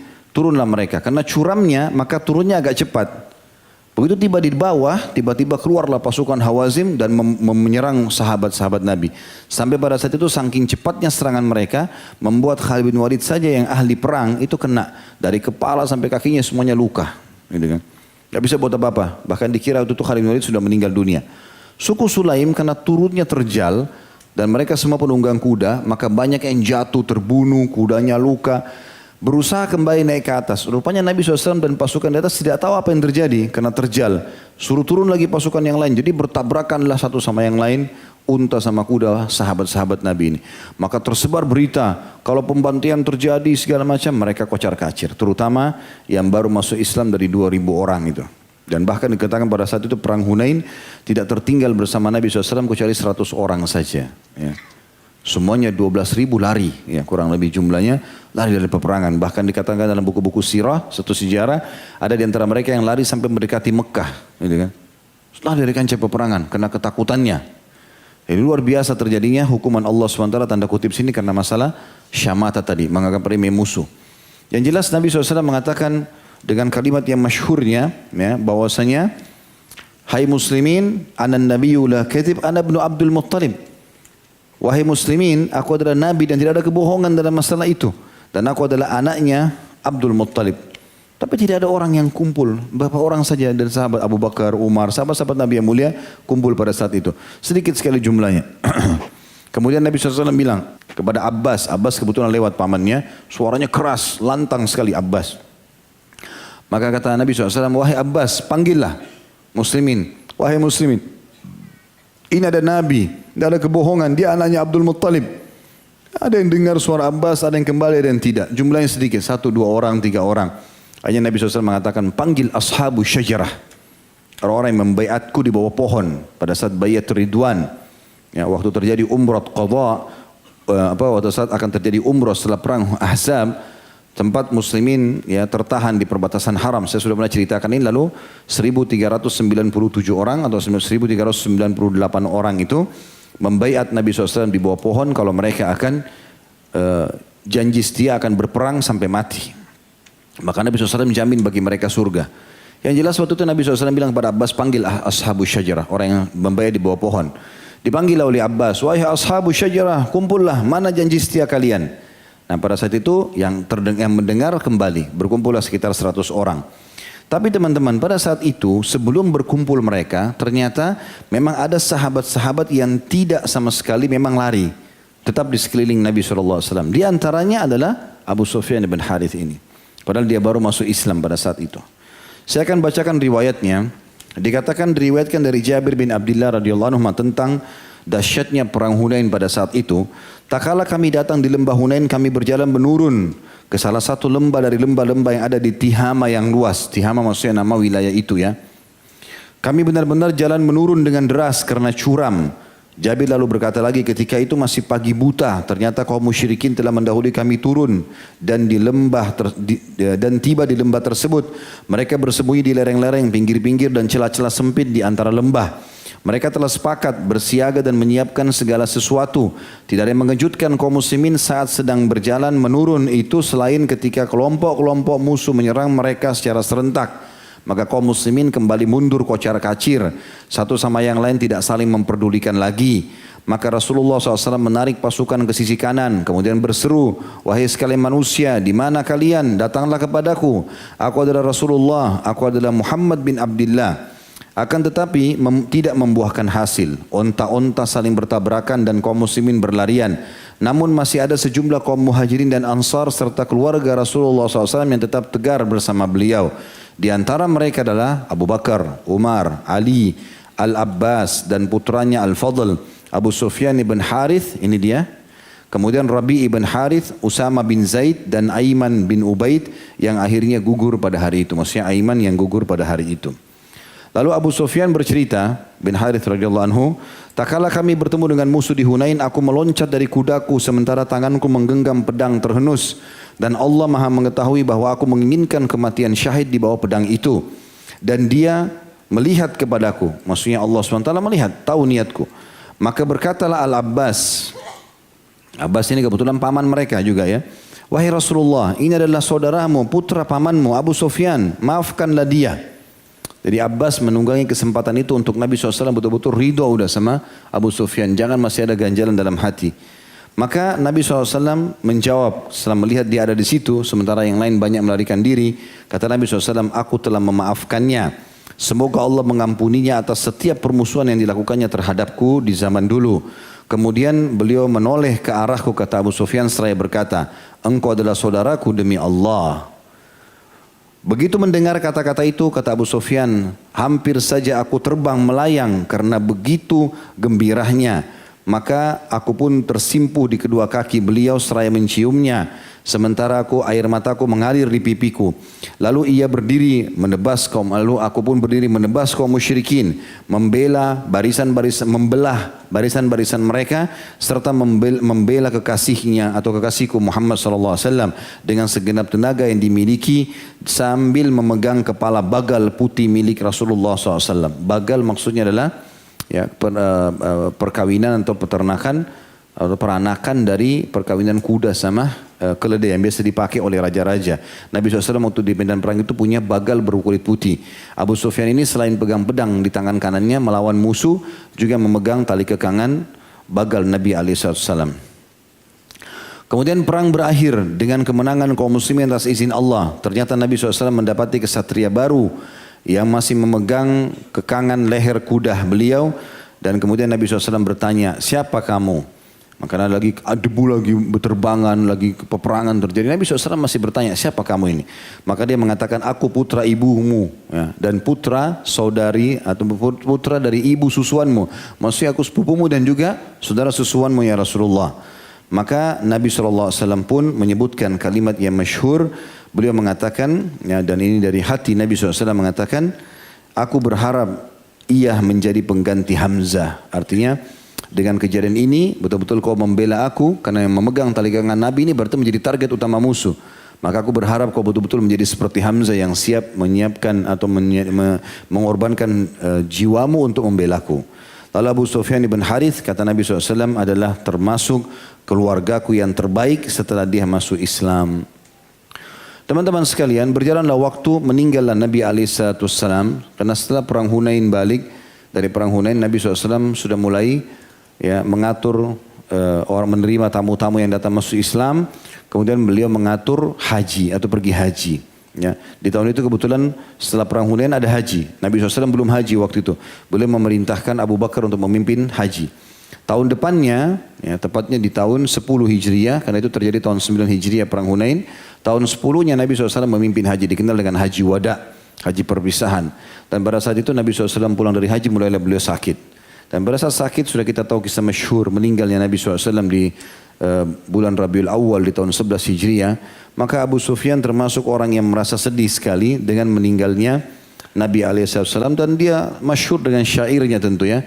Ada banyak syair yang dia susun. Lalu kemudian dia menyusun syair-syair yang memuji Nabi SAW dan juga merasa sedih karena kehilangan. Di antara syairnya dia mengatakan, waktu Nabi SAW meninggal, aku tidur gelisah hingga malamku menjadi tak lelap. Sedang musibah di malam saudaraku terasa begitu lama. Artinya begitu meninggal Muhammad, Nabi SAW meninggal Rasulullah, aku sangat sedih dan tidak bisa tertidur. Tangisan begitu membahagiakan diriku, dan itu atas apa yang menimpa muslimin tergolong ringan. Artinya kalaupun ada muslimin yang sedang tertimpa musibah, dikalahkan di peperangan, kecil bagi aku. Tapi musibah meninggalmu sesuatu yang sangat besar. Sungguh musibah kami begitu besar dan agung kala di sore hari dikatakan Rasulullah telah tiada. Kami kehilangan wahyu dan turunnya ayat di tengah kami, di mana Jibril biasa datang dan pergi membawanya. Itulah suatu yang paling pantas dan layak membuat jiwa makhluk terbang atau hampir melayang. Artinya dengan datangnya wahyu dari langit itu sesuatu yang sangat membanggakan. Tapi sekarang sudah terputus. Seorang nabi yang hilangkan keraguan dari kami dengan yang diwahyukan padanya dan yang disabdakannya. Artinya dengan nabi ini kami hilang semua keraguan tentang Allah sehingga kami beriman. Dan apapun disabdakan semuanya kami terima dengan baik. Ia menunjuki hingga kami tak takut dilanda kesesatan dan sang Rasul bagi kami adalah petunjuk jalan. Kami tidak melihat di antara orang hidup yang sepertinya dan dari orang yang mati tidak ada yang setara dengannya. Artinya selama kau hidup ya Rasulullah, kau orang yang terbaik secara fisik, secara jalur nasab, secara akhlak, secara ilmu, segala macam. Dan pada saat kau meninggal pun tidak akan ada mungkin yang setara dengan kamu. Wahai Fatimah, dipanggil anak Nabi SAW. Jika engkau gelisah, maka itu adalah wajar. Jika engkau tidak gelisah, maka itu adalah jalan yang benar. Artinya, waktu Nabi SAW dikuburkan, Abu Sufyan ada di situ. Kemudian dimasukkanlah jenazah Nabi SAW. Fatimah sempat lewat, lalu Fatimah menangis terisak-isak. Lalu beliau mengatakan, apakah jiwa kalian bisa yang meletakkan debu di atas jasad Nabi SAW. Orang pada nangis semuanya. Maka Abu Sufyan menyebutkan syairin, wahai Fatimah, kalau kau gelisah, wajar. Tapi kalau kau bisa bersabar, itu jalan yang benar. Karena itu ajaran ayahmu. Kembalilah bertakziah, sebab terdapat di dalamnya pahala Allah dan keutamaan yang amat sangat banyak. Jadi dia katakan kepada muslimin, ayo sekarang kita takziah di rumah Nabi SAW, karena ini pahalanya sangat besar. Katakanlah tentang ayahmu dan janganlah pernah bosan. Sungguh mengucapkan keutamaan ayahmu akan dibalas. Lalu dia balik kepada Fatimah mengatakan, hai Fatimah, sebutkan semua kebaikan ayahmu. Apapun itu. Karena menyebutkan kebaikannya dan menyampaikan ajarannya adalah ibadah. Kubur ayahmu adalah penghulu semua kubur. Di dalamnya terdapat penghulu manusia sang Rasul. Artinya tidak usah khawatir karena kuburan ayahmu kuburan yang terbaik. Dan di dalamnya manusia yang terbaik. Dan jiwanya masih terus, sampai situ syairnya. Kemudian penulis mengatakan dan jiwanya masih terus rindu kepada kematian agar dapat berjumpa dengan Rasulullah SAW. Semenjak itu dia berdoa kepada Allah SWT mengatakan, ya Allah, bila memang ajalku sudah saatnya tiba maka matikanlah karena aku ingin bersama Nabi SAW di akhirat sana. Dan sudah saya jelaskan teman-teman, para sahabat Nabi Ridwanullahi alaihim punya satu poin penting yang mungkin kita harus terapkan dalam kehidupan kita. Banyak orang sedih dengan terjadinya kematian. Itu sesuatu normal kalau hanya sedih biasa. Tapi kita harus paham teman-teman sebagai seorang muslim. Rukun iman kita yang kelima, iman kepada hari kiamat. Rentetannya dari mulai menghadapi kematian sampai masuk surga dan neraka. Satu paket, gak bisa dipisahin. Mati, masuk kuburan, pembangkitan, hisab, kemudian surga dan neraka. Satu paket, ini rukun iman. Gak bisa kita pungkiri masalah itu. Tapi para sahabat memahami ini lebih dalam daripada kita. Sampai-sampai seseorang di antara mereka, kalau mau meninggal, dan akan didatangi oleh teman-temannya, sambil mereka berkata, berita gembira buat kamu. Orang sudah mau mati dikatakan berita gembira. Lalu kemudian mereka menjelaskan kenapa. Karena sebentar lagi engkau akan bertemu dengan Allah, engkau akan bertemu dengan Rasulullah SAW, engkau akan menerima hasil-hasil dari amalmu. Begitu yakinnya mereka kalau mati adalah kebaikan. Tapi bagi orang beriman. Jadi mati bagi orang beriman adalah awal segalanya. Karena kita sedang menuju kepada kehidupan abadi. Dan kematian bagi orang kafir adalah akhir segalanya. Adalah akhir segalanya. Ini harus difahami teman-teman. Kematian seseorang yang sedang terjadi, walaupun itu orang kita cintai, dia tidak hilang, tapi dia sedang pindah alam saja. Karena salah satu kerabat kami, rupanya anaknya kemarin meninggal di atas pesawat yang tenggelam. Salah satu korban, nangis-nangis ibunya. Telepon saya. Kemudian saya bicara. Saya diminta sama kerabat tolong nasihatin. Karena ibunya kayak masih belum bisa menerima. Maka saya bahasakan dengan baik-baik. Saya bilang maaf, saya jelaskan. Yang paling pertama sekali, ada namanya ajal dalam agama. Ajal. Ajal itu batas umur. Bukan cuma kita, semua benda di alam semesta ini punya ajal. Dan kalau sudah tiba ajalnya tidak akan pernah terlambat. Kalau orang itu, anak itu, walaupun tidak sedang di pesawat pada saat jatuh, dia lagi di rumah, dia lagi di pasar, pasti mati di detik itu. Itu konsep dasar Islam. Jadi apa yang terjadi yang merupakan sebab, itu bahan cerita manusia. Supaya ada bahan pembicaraannya. Sebab saja, oh ini orang jatuh, oh ini orang begini. Tapi memang sudah takdir Allah, ajalnya datang pada saat. Kalau belum ajal tidak akan meninggal. Yang kedua, orang meninggal, kalau tenggelam pun, ya, itu bagian daripada mati syahid dengan izin Allah SWT. Karena begitu dalam hadis, mati tenggelam pun adalah mati syahid, sama dengan kebakaran, sama dengan yang lain-lainnya. Kemudian yang ketiga, nah ini tidak hilang saya bilang. Kalau ada pemahaman orang kalau meninggal dia hilang, berarti dia belum beriman kepada rukun iman yang kelima, iman kepada hari kiamat. Orang yang meninggal teman-teman hanya mendahului kita menuju ke akhirat, kehidupan abadi. Kita pun akan seperti mereka. Tinggal tunggu siapa di antara kita lebih dulu ke liang lahatnya. Asal tiketnya sama, iman dan amal soleh ketemu, pasti ketemu. Nggak boleh kita ragu. Itu rukun iman. Kita pasti teman-teman masuk ke dalam surga dengan izin Allah kalau beriman, dan orang kafir pasti masuk neraka. Dan semua disampaikan oleh Allah dan Rasulnya benar. Tidak ada keraguan dalam masalah itu. Itulah yang merupakan kelebihan yang dimiliki oleh Abu Bakar radhiyallahu anhu dan sahabat-sahabat Nabi yang lain. Mereka sangat yakin dengan janji-janji Allah Subhanahu wa taala. Ya. Akhirnya tiba juga saatnya Abu Sufyan radhiyallahu anhu meninggal dunia, dan beliau pada saat akan meninggal dunia itu sempat melakukan beberapa jenis ibadah yang dinukil oleh para ulama. Di antaranya adalah ia sempat melakukan ibadah haji, ya. Bahkan sebagian ahli sejarah, bahkan dari sahabat Nabi sendiri yang masih waktu itu menyatakan dia mati syahid. Karena pada saat dia lagi haji, kemudian dia lagi tahallul, rupanya ada semacam kutil di bagian kepalanya, itu kena oleh tukang cukur dan berdarah, dia meninggal gara-gara itu. Maka dinukil bahwasanya oleh sebagian ulama dikatakan dalam riwayat-riwayat yang diriwayatkan oleh Hisham bin Urwah dari ayahnya, ia mengatakan Rasulullah SAW bersabda, ya, Abu Sufyan bin Harith adalah pemimpin para pemuda di surga, ya, pemimpin para pemuda penghuni surga, ya. Maka dari sabda Nabi SAW ini, sebagian ulama hubungkan hadis ini dengan kejadian yang pada saat dia mati. Ada jaminan surga dari Nabi SAW, maka mereka mengatakan ia pergi menunaikan ibadah haji, lalu tukang cukur mencukur rambutnya, sementara di kepalanya ada kutil, lalu ia memotongnya, tukang cukur tersebut, kemudian ia meninggal dunia lantaran hal tersebut. Mereka beranggapan, maksudnya para sahabat Nabi, bahwasanya ia mati syahid. Dan ini disebutkan di footnote nomor 17 di buku kita, semua perawinya thiqat dan bisa dipercaya.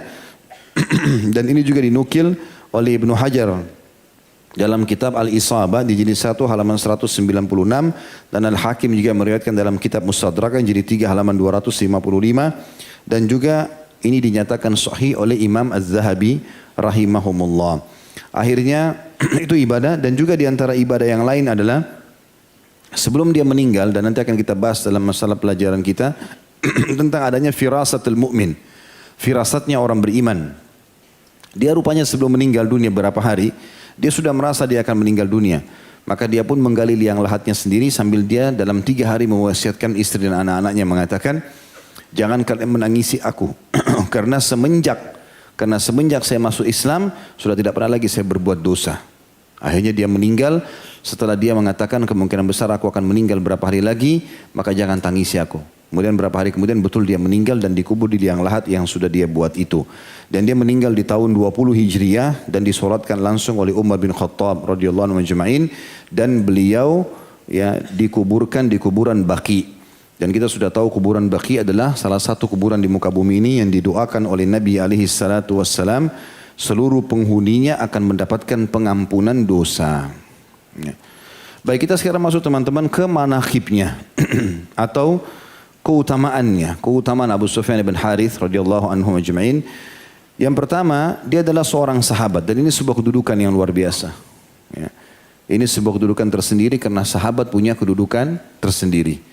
Bahkan Nabi SAW memuji para sahabatnya sebagaimana kita jelaskan tadi di awal-awal pertemuan. Yang kedua, dia termasuk dari Quraisy, suku Nabi SAW, dan dia termasuk paman atau sepupu Nabi SAW, anak paman Nabi SAW, dan juga saudara susuan Nabi. Jadi banyak hubungannya dengan Nabi SAW, selain satu suku, selain punya kerabat, juga saudara susuan, dan ini sudah cukup untuk memberikan kedudukan dia, apalagi dia sempat masuk Islam. Karena kata Nabi SAW, sebaik-baik kalian adalah orang-orang yang memang baik di jahiliyah lalu masuk Islam. Ya, kalau mereka punya kedudukan di zaman jahiliyah lalu mereka masuk Islam, maka mereka adalah orang sebaik-baik kedudukan. Ini berarti kelebihan. Yang ketiga, dia setelah masuk Islam memperbaiki Islamnya dan dia taubat nasuha. Ya, sampai akhirnya Nabi SAW ridho dengan dia dan memohonkan ampunan untuknya, tepatnya tadi pada saat terjadi perang Hunain. Ya. Dan ini luar biasa karena keridhaan Nabi SAW. Dan dalam beberapa riwayat disebutkan pada saat Nabi SAW mengatakan, siapa ini yang pegang tali kekangan kuda Nabi SAW? Kata dia, aku adalah sepupumu ya Rasulullah. Maka Nabi SAW mengatakan, aku telah ridho kepadamu. Maka Abu Sufyan pun menangis terisak-isak sambil berdiri dekat kaki Nabi SAW dan menciumnya, lalu mengatakan, ya, aku sangat bahagia pada hari ini. Yang keempat, Nabi SAW memposisikannya sebagai pengganti Hamzah. Dan kita tahu Hamzah memiliki kedudukan tersendiri radhiyallahu anhu majma'in di sisi Nabi SAW. Dan kata Umar bin Khattab radhiyallahu anhu, kami tidak pernah melihat Nabi SAW menangis terisak-isak lebih dahsyat ya, dibandingkan pada saat matinya Hamzah. Sangat sedih, dan Hamzah membela Islam dari awal. Tapi bagaimana kedudukan Abu Sufyan sampai-sampai Nabi posisikan dia seperti Hamzah. Dan ini tidak mudah. Ya. Kemudian selanjutnya, yang kelima adalah dia masuk Islam sebelum pembebasan kota Mekah. Sebagian ulama mengatakan dia mendapatkan pahala juga hijrah. Sebagaimana Abbas, paman Nabi juga masuk Islam di waktu yang sama. Abu Sufyan ibn Harb juga masuk Islam di waktu yang sama. Dan setelah mereka sudah tidak lagi hijrah. Karena kata Nabi SAW, la hijrah ba'dal fath. Tidak lagi hijrah dari Mekah ke kota Madinah setelah pembebasan kota Mekah. Karena sudah menjadi kota Islam. Nah, ini keutamaan sendiri. Dan dalam Al-Quran Allah menjanjikan orang-orang yang hijrah dan berjihad akan dapat pengampunan dosa dan masuk surga. Kemudian yang keenam, dia ikut dalam perang pembebasan kota Mekah. Dan juga perang Hunain. Serta perang Tabuk. Ya. Semua peperangan ini diikuti oleh Abu Sufyan bin Harith radhiyallahu anhu majma'in, dan dia ikut di pembebasan kota Mekah untuk membuktikan tentang kebenaran Islamnya. Jadi kota Mekah adalah kota dia, dan sekarang dia menyerang keluarganya sendiri, teman-temannya sendiri. Tapi untuk membuktikan keislamannya benar, dia masuk dalam pasukan muslimin lalu menyerang Mekah. Kalau Abu Sufyan bin Harb yang satu, itu cuma masuk Islam lalu dia masuk ke Mekah, tapi dia tidak bergabung dengan pasukan muslimin. Dia hanya sekedar menjadi penjamin bagi penduduk Mekah. Tapi Abu Sufyan bin Harith tidak bergabung di pasukan. Dan kapan Nabi SAW suruh serang, terjadi peperangan, maka terjadi peperangan lah pada saat itu. Dan dia hadir juga di Hunain. Tadi sudah kita ceritakan Hunain ini termasuk peperangan yang dimuliakan dalam Islam. Dan termasuk peperangan yang dihadiri oleh malaikat. Ada dua peperangan Nabi SAW dihadiri oleh malaikat. Perang Badr yang malaikat ikut serta dalam peperangan. Dan perang Hunain, malaikat datang tapi tidak ikut berperang. Jadi kan? Hanya datang membuat musuh lari takut, ya. Mereka lari ketakutan, meninggalkan ranca peperangan. Kemudian juga yang ketujuh, dia telah mengganti keburukan menjadi kebaikan, ya. Dan dia membuktikan kebenaran Islamnya itu terutama dengan bukti syair-syair. Yang dia balik semua syair-syair dia dulu di masa jahiliyah menjadi syair-syair pembelaan terhadap Islam. Begitu juga dengan hartanya yang dia keluarkan semua untuk menebus harta yang pernah diperangi Islam. Juga pedang yang dia gunakan untuk memerangi orang-orang musyrik setelah dia mengetahui Islam. Yang terakhir, yang kedelapan adalah dia mati dalam keadaan Islam. Dan dihitung oleh para ulama mati syahid. Ya, karena dia meninggal dalam keadaan berihram, masih tahallul. Ya. Dan kata Nabi SAW, siapa yang meninggal dalam keadaan berihram, maka kuburlah ia dengan ihramnya, karena dia akan dibangkitkan nanti bertalbiyah di hari kiamat. Ya, makanya dianggap mereka adalah orang-orang yang mati syahid. Ya, karena tidak butuh kain kafan lagi, dengan ihramnya saja. Ya, seperti itulah. Dan dia terlukir seperti itu. Dan juga saking mulianya, dia termasuk dalam kemuliaan adalah disolati langsung oleh Umar ibn Khattab radhiyallahu anhu. Ya, dan Umar bin Khattab tidak mensolati sembarangan orang, gitu kan. Ini berarti memiliki kedudukan ya, yang luar biasa di sisi para sahabat. Sekarang kita masuk teman-teman ke hal yang kita simpulkan dari semua apa yang kita sampaikan. Dan ini yang paling penting dari bahasan kita. Tentu saja tadi penting juga biografi beliau dan segala macam. Tapi yang kita tidak kalah penting pelajaran yang bisa kita ambil. Supaya kita bisa terapkan dalam kehidupan sehari-hari kita. Yang pertama, kita mengulangi lagi perkataan bahwasanya sahabat memiliki kedudukan. Dan bagaimanapun kesalahan yang pernah mereka lakukan sebelum masuk Islam tetap bukan menjadi tolok ukur. Tapi tolok ukur setelah mereka masuk Islam. Dan terbukti hampir semua mereka.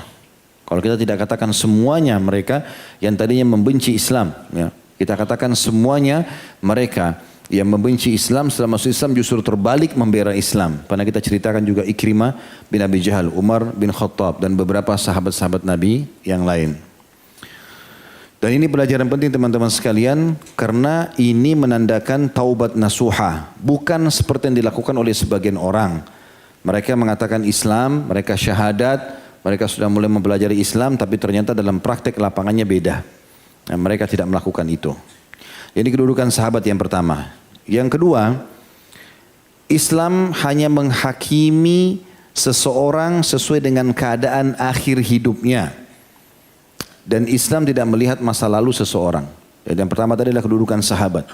Terbukti Abu Sufyan bin Harith, walaupun radhiyallahu anhu dia membenci Islam, tapi yang sekarang kita pelajari adalah akhir hidupnya. Awal kisah tadi hanya menceritakan masa lalunya, dan itu sudah terhapuskan dengan pemaafan Nabi SAW dan juga bagaimana kiprahnya dalam mempertahankan Islam, bahkan terhitung mati syahid di akhir hidupnya radhiyallahu anhu, dan beliau sendiri menukil perkataannya mengatakan kepada keluarganya, jangan kalian tangisi saya karena saya sama sekali ya tidak pernah berbuat dosa setelah masuk Islam, dan ini kedudukan tersendiri. Islam akan menilai akhir hidup seseorang, terutama istiqomahnya. Nah ini sedikit teman-teman saya beri sebuah gambaran ya. Kita kalau mau mengikuti satu perlombaan, apa saja kita mau daftar perlombaan, mudah. Kita kalau mau mengejar prestasi di perlombaan itu, mudah. Mau juara 1, juara 2, juara 3, tinggal berusaha. Ini kan, latihan yang maksimal kita akan bisa. Tapi yang sulit itu mempertahankan kejuaraan itu. Ya. Kalau ada orang ikut pertandingan juara 1 terus, itu luar biasa itu. Berarti dia bisa melakukan istiqomahnya kalau bahasa kita. Bagaimana dia bisa mempertahankan kedudukan itu. Jadi awal orang sadar dapat hidayah, dia mulai masuk Islam atau dia mulai ikut pengajian kalau kita sekarang. Itu sudah langkah yang bagus. Kemudian mulailah dia menerapkan dalam hidupnya peraturan-peraturan agama. Itu juga sudah bagus. Gitu kan? Tetapi yang paling penting dari semua ini bagaimana istiqomah di situ. Tidak kendor. Tidak ada lagi namanya berubah. Atau dalam bahasa agama kita futur. Setahun baik, setahun tidak baik. Sebulan baik, sebulan tidak baik. Atau dia masih mencampur baukan antara kebaikan dan keburukan. Saya temukan banyak orang-orang ngomongnya luar biasa kalau ngomong. Dalil-dalilnya banyak. Begitu masuk ke dalam kehidupannya pelanggaran agama banyak sekali ini. Gitu. Dan akhirnya pembicaraan yang dia ucapkan dengan ini beda gitu. Ini bahaya sekali. Bicara A tapi di belakangnya berbeda gitu kan. Dan ini tercontohkan dalam kehidupan mereka. Maka ini sama sekali berbahaya. Ini keluar daripada jalur istiqomah. Istiqomah yang benar teman-teman adalah bagaimana seseorang betul-betul menangkap ilmu agama yang benar. Lalu dia terapkan dalam kehidupannya dan bertahan sampai ajal datang. Itu yang dicontohkan oleh para sahabat. Kemudian yang ketiga teman-teman sekalian. Yang kedua ini yang masalah istiqomah ini, dan Islam menilai akhir kehidupan seseorang sesuai dengan hadis Nabi SAW ya. Ada hadis diriwayatkan oleh Imam Bukhari, al-amal bil khawatim. Amal-amal itu akan dinilai Allah sesuai dengan yang terakhir dilakukan. Ya. Makanya juga ada hadis Nabi SAW yang berbunyi, ada seseorang antara kalian yang beramal dengan amal-amal ahli surga. Sampai tidak ada jarak antara dia dengan surga kecuali 1 jengkal saja. Kemudian terlintaslah takdir dia melakukan perbuatan ahli neraka, kufur misalnya, maka masuklah di dalam neraka. Dan ada orang melakukan perbuatan ahli neraka terus saja sampai tidak ada lagi jarak antara dia dengan neraka kecuali 1 jengkal. Lalu terlintaslah takdir dia, artinya dia melakukan amal baik, ya, dia masuk Islam misalnya setelah dia kufur sekian lama, dia taubat, kemudian dia meninggal dalam keadaan tersebut, maka masuklah dia ke dalam surga. Gitu kan? Makanya teman-teman menjaga amal itu penting. Kata Nabi SAW, janganlah seseorang dari kalian mengatakan dulu saya pernah sholat malam. Itu dulu. Sekarang, hari ini, besok, lusa, selama kita ada, pertahankan. Bahkan kata Nabi SAW untuk memudahkan kita, amal yang paling Allah cintai adalah amal yang rutin dijaga walaupun sedikit. Sholat duha 2 rakaat, terus antum kerjakan sudah 10 tahun, lebih baik daripada 12 rakaat tapi cuma sekali. Ya. Atau sholat malam, tiap malam walaupun cuma 2 rakaat tapi tiap hari antum kerjakan. Walaupun lebih afdol 8 sampai witir dengan 3 rakaat jadi 11 rakaat lebih afdol. Tapi kalau ada orang cuma mau lakukan 2 rakaat saja tapi dia istiqomah terus saja sampai dia 10 tahun dia kerjakan, sampai mau meninggal pun dia kerjakan. Itu lebih Allah cintai daripada dia sholat malam hari ini besok tidak, sholat malam 2 hari seminggu tidak sholat. Maka itu ya berbeda. Makanya para sahabat juga menukil perkataan yang mengatakan kami tidak melihat di masa Nabi SAW orang yang ketinggalan takbiratul ihram pertama kecuali orang munafik. Jadi istiqomahnya mereka. Sampai kalau terdengar azan, kami satu sama lain saling menopang temannya, ya, walaupun yang lagi sakit dipikul ke masjid. Kemudian dia sholat sambil memegang pundak temannya. Jadi mereka menjaga istiqomah itu. Ya. Keistiqomahan ini penting sekali untuk dijaga. Yang ketiga teman-teman sekalian, ada riwayat yang saya mau sampaikan di sini. Saya sudah tulis ya, riwayat Imam Bukhari.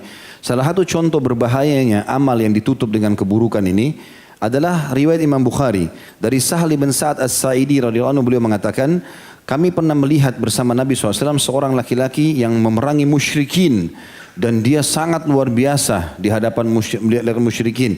Menebas sana dan menebas sini. Sampai Nabi SAW mengatakan tentang dia. Karena ada sahabat-sahabat yang kagum. Kata Nabi SAW, Man ahabban yandura ila rajuli min ahli nar fal yandur ila hadha. Siapa yang mau lihat penghuni neraka, ini orangnya. Di medan perang. Sahabat bingung, kok bisa Nabi bilang ini ahli neraka? Jelas-jelas dia orangnya memerangi musuh segala macam. Dikatakan fatabi'ahu rajul, maka seorang laki-laki mengikutinya. Falam yazal ala dzalika hatta juriha fastajala al-maut. Maka terus diikuti sampai akhirnya dia terluka dan akhirnya dia membunuh dirinya sendiri. Faqala bi dhibabati sayfihi fawada'a baina thaddayhi. Kemudian orang itu pun memegang ujung pedangnya lalu menancapkan di dadahnya. Kemudian tembuslah sampai ke belakangnya. Dikatakan di sini sampai akhirnya kharaja min baini katifaihi, keluar sampai ke punggungnya. Faqala Nabi SAW, Innal abda la ya'malu fima yaran nasu min amali ahli jannah wa innahu la min ahli nar. Ketahuilah, kata Nabi SAW, setelah sahabat itu tadi ada yang orang itu terbunuh ya. Ya, dalam riwayatnya dikatakan dia bilang waktu dia tusuk badannya, aku berperang untuk kaumku, bukan untuk agama. Jelas Nabi SAW waktu dia jenazahnya sambil mengatakan kepada para sahabat, Innal abda ya la ya'malu fima yaran nasu min amali ahlil jannah wa innahu lamin ahlin nar. Ketahuilah ada banyak orang kelihatannya perbuatannya ahli surga, tapi ternyata dia termasuk ahli neraka. Wa ya'mal fima yaran nasu amala ahlin nar wa huwa min ahlil jannah. Ada juga orang sebaliknya. Dia mungkin dilihat adalah dari perbuatannya penghuni neraka, tapi ternyata dia termasuk penghuni surga. Wa innal a'mala bikhawatimiha. Dan ketahuilah amal-amal itu dinilai dari akhir dia menutup hidupnya. Ya, dan ini termasuk hal yang mendasar yang harus kita hati-hati sekali teman-teman sekalian, karena amal-amal itu harus dijaga dan istiqamah. Dikatakan juga dalam hadis yang lain, kata Nabi SAW, janganlah kalian terkagum dengan amalan seseorang sampai kalian melihat akhir hayatnya. Karena mungkin saja seseorang beramal pada suatu waktu dengan amalan soleh, yang seandainya ia mati maka ia akan masuk surga. Akan tapi ia berubah dan mengamalkan amalan buruk. Mungkin saja seseorang beramal pada suatu waktu dengan amalan buruk, yang seandainya ia mati maka ia akan masuk neraka. Akan tapi ia berubah dan beramal dengan amal soleh. Oleh karenanya apabila Allah menginginkan suatu kebaikan bagi seseorang hamba, Allah akan memberinya petunjuk sebelum ia meninggal, yaitu memberinya taufik untuk beramal soleh. Lalu ia meninggal dunia dengan amal itu. Hadis sahih riwayat Imam Ahmad. Ya, jadi ini artinya kita tidak boleh tergesa-gesa memvonis orang. Ya. Kalau ada perbuatan dia salah, kita nasihatin, kita luruskan. Tapi jangan langsung divonis menjadi ahli neraka. Ya.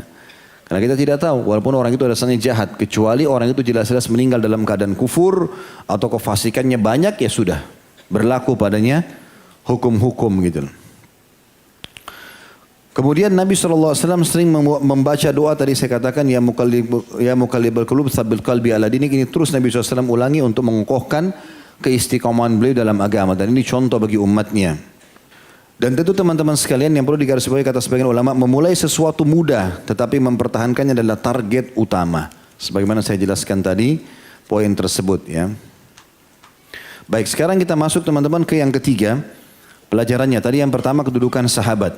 Yang kedua, bagaimana Islam memandang akhir hidup seseorang ya, dan pentingnya istiqomah. Yang ketiga, keutamaan taubat nasuha dalam Islam dan bagaimana seseorang memastikan tanda-tanda taubatnya diterima, berubahnya keadaannya dari buruk menjadi baik. Ya, dan itu harus secara zahir dan batin. Secara zahir dan batin, yang kelihatan dan juga yang ada dalam hatinya. Ya, bukan setengah-setengah. Ya. Dan ini banyak sekali dalilnya. Bagi teman-teman yang sudah melakukan dosa sebanyak apapun, sebesar apapun, seberat apapun, renungi ini. Firman Allah Subhanahu wa taala dalam surah Az-Zumar, dan ini ayat yang paling mulia. Saya subhanallah setiap membaca ayat ini merasa gembira sekali. Karena hampir semua, bukan cuma hampir semua umat Islam yang melakukan dosa asal mereka sempat taubat, Allah sudah sebutkan. Dalam surah Az-Zumar, surah nomor 39 ayat 53. Allah berfirman, A'udzubillahi minasyaitonirrajim. Qul ya ibadiyalladzina asrafu ala anfusihim la taqnatu min rahmatillah. Innallaha yaghfirudz dzunuba jami'a. Innahu huwal ghafurur rahim. Yang artinya, katakanlah hai Muhammad kepada hamba-hambaku, khusus Allah katakan alladzina asrafu ala anfusihim. Orang yang sudah terlanjur melampaui batas. Kata ulama tafsir, tidak ada dosa yang tidak dilakukan. Bahkan kalau perlu sudah keluar dari Islam, lalu dia mau masuk Islam kembali. Asrafu ala anfusihim, melampaui batas. La taqnatu min rahmatillah. Jangan putus asa dari rahmat Allah. Tidak ada kata-kata Allah tidak akan ampuni. Bahkan dalam hadis Bukhari, hati-hati teman-teman. Walaupun kita tahu masa lalu orang, di sebelah kita di pengajian dulu kita tahu masa lalunya, sekarang sudah baik. Jangan pernah menghina dia. Ya, apalagi kita mengatakan kau tidak akan diampuni sama Allah. Saya tahu masa lalumu kok. Nggak boleh itu.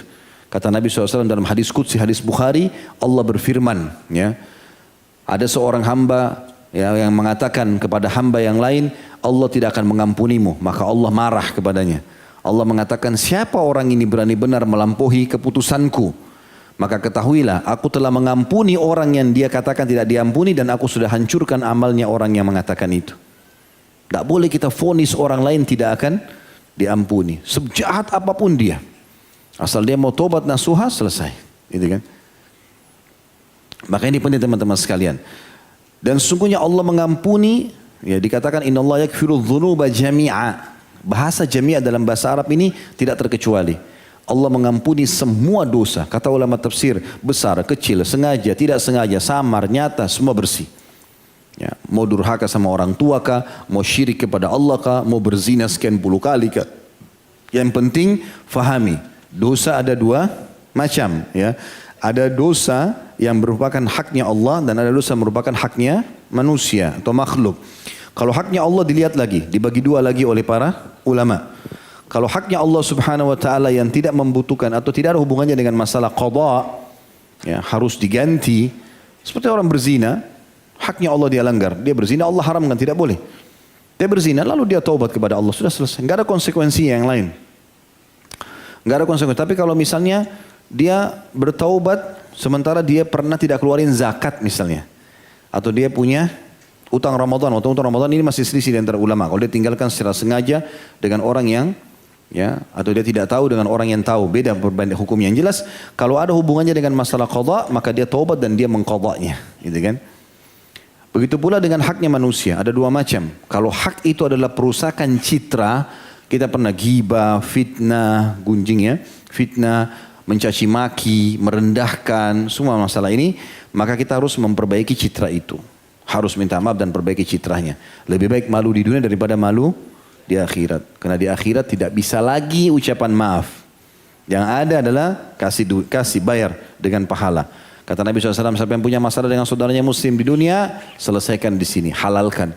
Sebelum datang akhirat tidak ada lagi, tidak berlaku lagi dirham dan dinar, nggak ada lagi. Gitu kan? Kata para sahabat, apa di sana ya Rasulullah? Kata Nabi SAW, pahalamu dan dosanya dia. Pahalamu bayar, kalau habis dosanya dia kau ambil.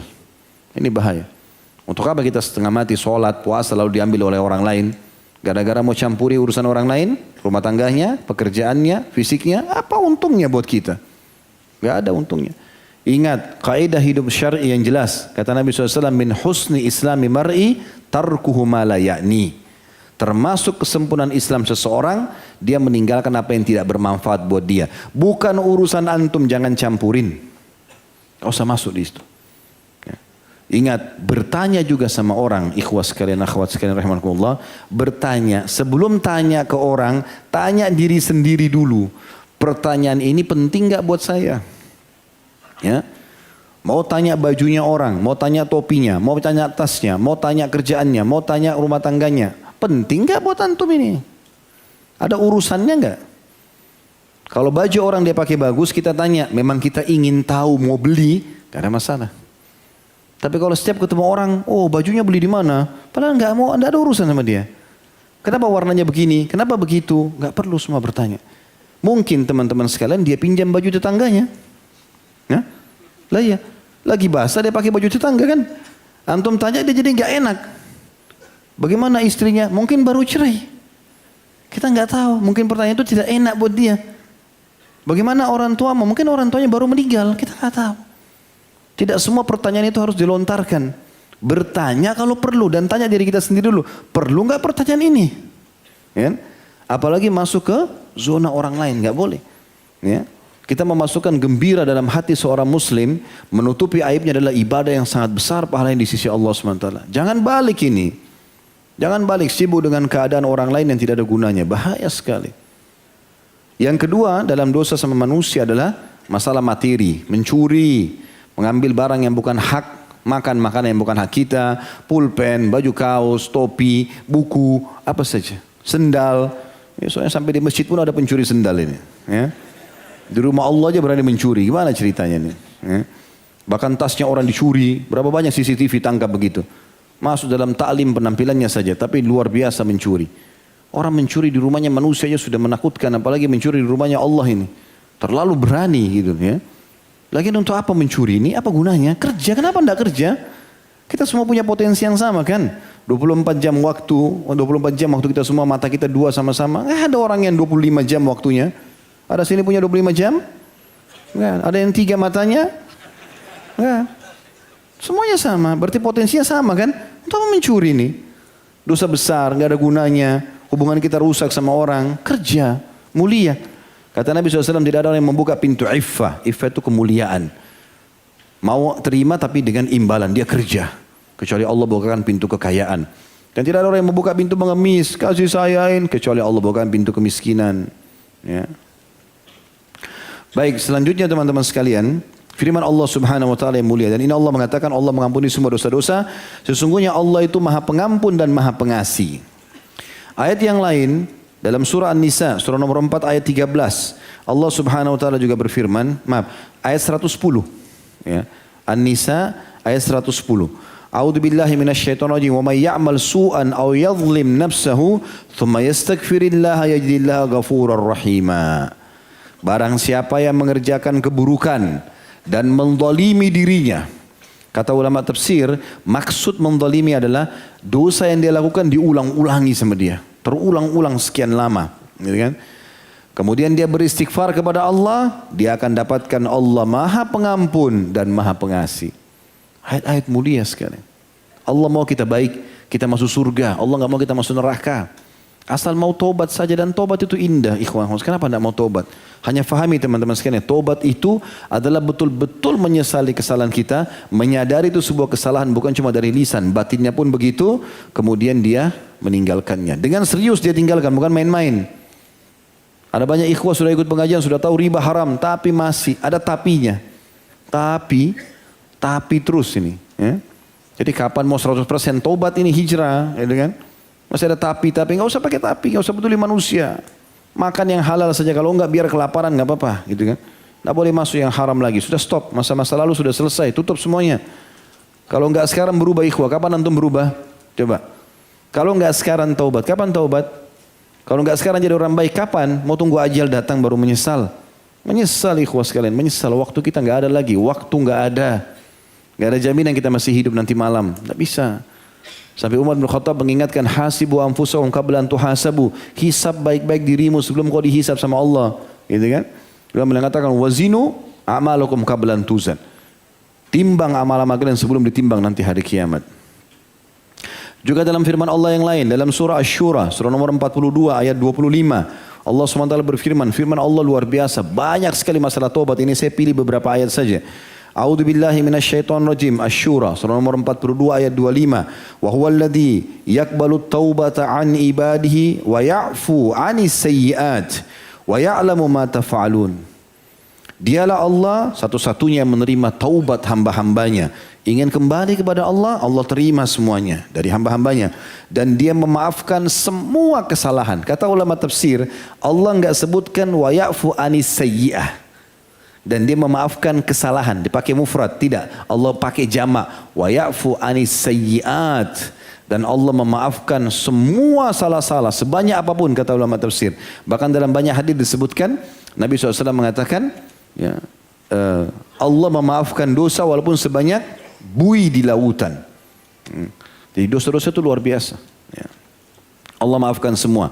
Dan kalau ada yang mengatakan, tapi kan dosa saya banyak. Allah bilang di penutupan ayat, wa ya'lamu ma taf'alun. Allah lebih tahu apa yang kalian kerjakan. Ya. Kenapa dikerjakan? Kenapa terulang? Itu lebih tahu.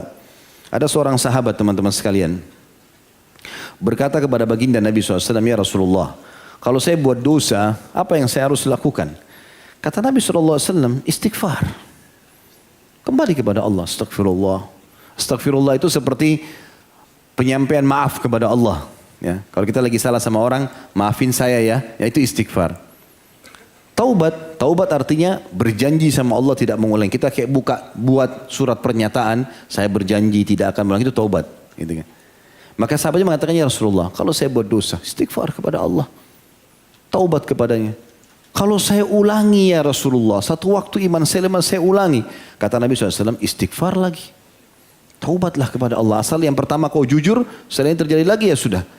Kalau saya ulangi lagi ya Rasulullah. Kata Nabi, ini sebenarnya sahabat itu tidak buat. Kata Nabi SAW, istighfar dan taubatlah. Lalu Nabi SAW mengatakan, Allah tidak akan jenuh sampai kalian jenuh. Kalau kalian sudah jenuh, baru Allah jenuh. Subhanallah, artinya ini Allah SWT punya sifat yang baik semuanya.